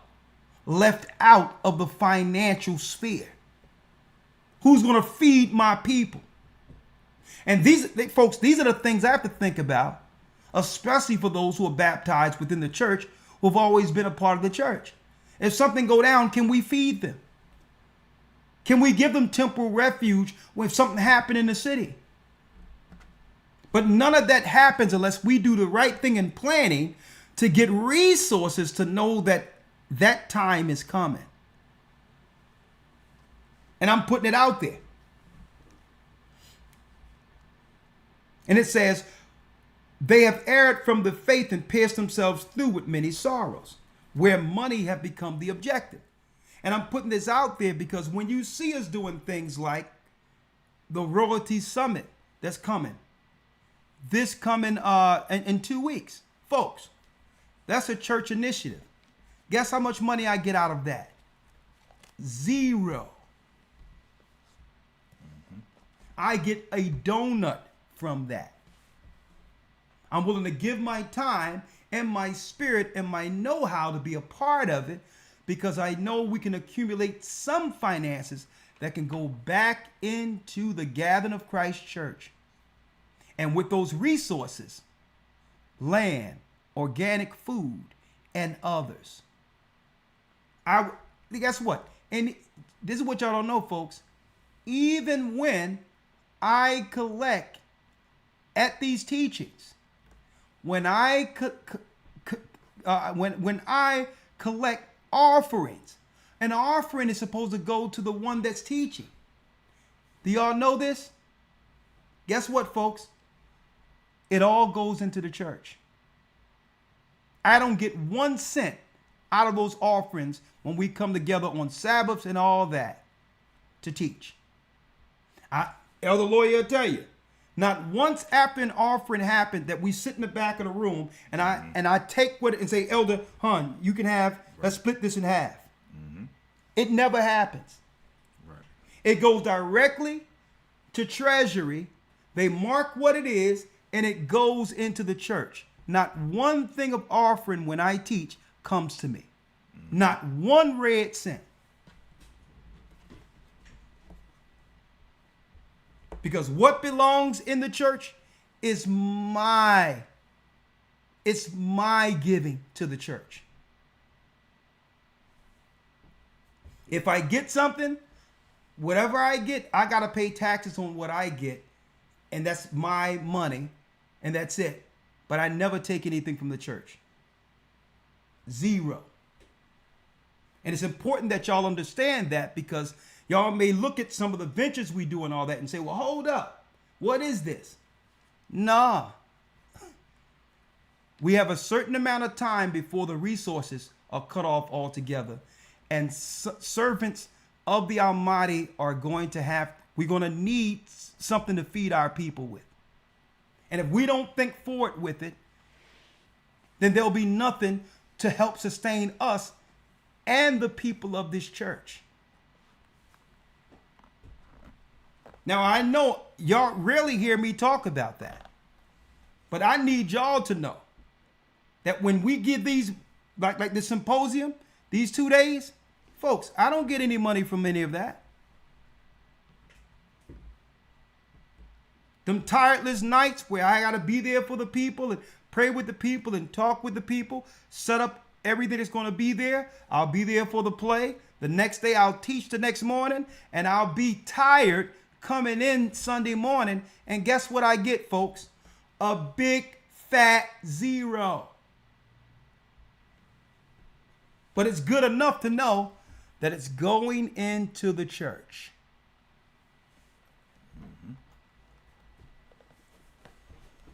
So I need y'all to know that. I don't get anything from that. But guess what? But I do get something on the other side of it. The blessings from the Most High. That he continue to bestow health upon me, my family, and those I care about. That he'll give me breath to continue to teach and to help God's people. See? He's given me longevity. He's given me health. He's given me a sound mind. And the spirit that when I open up this book, it's a blessing to understand what he's conveying to me, to share with others. And folks, you cannot put a price on wisdom. I'm grateful to understand what the Most High have given me. And you can't quantify. Nobody can pay me anything in comparison to that. So I thought I would put it out there, because usually when people see us doing stuff and all that, in a carnal mind, seeing how the churches out there operate, immediately people start thinking, hold up, man, this is like some Christian church type thing. Mm-hmm. Not realizing that we're not like that. Okay? We know a drought is coming. A famine is coming. And money is a defense. We have to get resources. We have to get certain things in play. We have to make sure that we have it where brothers and sisters will know how to grow their own food. That we have equipment, stuff to run the equipment so that we can have our own food. Also, refuge. When something is going down in the city, we got to be able to prepare. Well, what happens if something go down in Chicago and the National Guards come in there? What are we going to do about the people that's in the church in Chicago? Where they can pivot into a city next to them temporarily to be taken care of till we find out what to do with those families. All of that is what churches are supposed to be doing, folks. Now, I'll say this. When it comes to the broadcast, like you see here or Wednesday, and where it says GOCC 144 donate, if we have blessed you all and you donate to us this way, yes, that comes to us. A just weight for a just measure. See? But I need y'all to know, when we do these big events like this, I and Elder Lawya tell you, we gets absolutely nothing. Zero. And unless somebody go to our website and pick, okay, I want to send this to Elder Rawchaa or Elder Lawya, and specific and name it that's what you want to do, that's the only way we'll get it. The money belongs to the church. Okay? And I thought that we'd be transparent because guess what? As the more we bless and grow and teach this truth, we know as a byproduct, blessings come with it. But we had to put what? We had to put checks and balances in place to where no one can claim that the Gathering of Christ Church is spending people's money. No, I spend my money. The church money belongs to the church. Right. You know, so that's how you have to do it. Okay? I spend my money. I'm supposed to spend my money. Okay? Anything I work for, or just wait for, just measure, I can spend my money. But I can't spend the church's money. Okay? So when we do these things, when I'm at Passover, folks, and all that money be given for donations and all that, folks, it's labeled. The accountant labels everything, and it's put away. Mm-hmm. And it goes into if we have to set up a church somewhere or whatever the case is in a new location. We have the money for it. If people are suffering or whatever the case is, when people sometimes, unfortunately, the Most High take a few of our members, guess what? We got to be there to help in bereavements and all these others. So I'm being honest with y'all, so y'all straight out, so that there's no speculation out there, because you have an evildoer on the sidelines looking at, man, look at what they doing. Then you have them really, the pocket watchers. They'll be sitting there counting how many heads in the audience. Okay, get where my calculator at? Money is a defense. Okay? With that, shalom. Get ready, folks. We're in for a serious summer. Watch your children. We're living in the end of days. See you tomorrow at the Academy. Shalom. Shalom.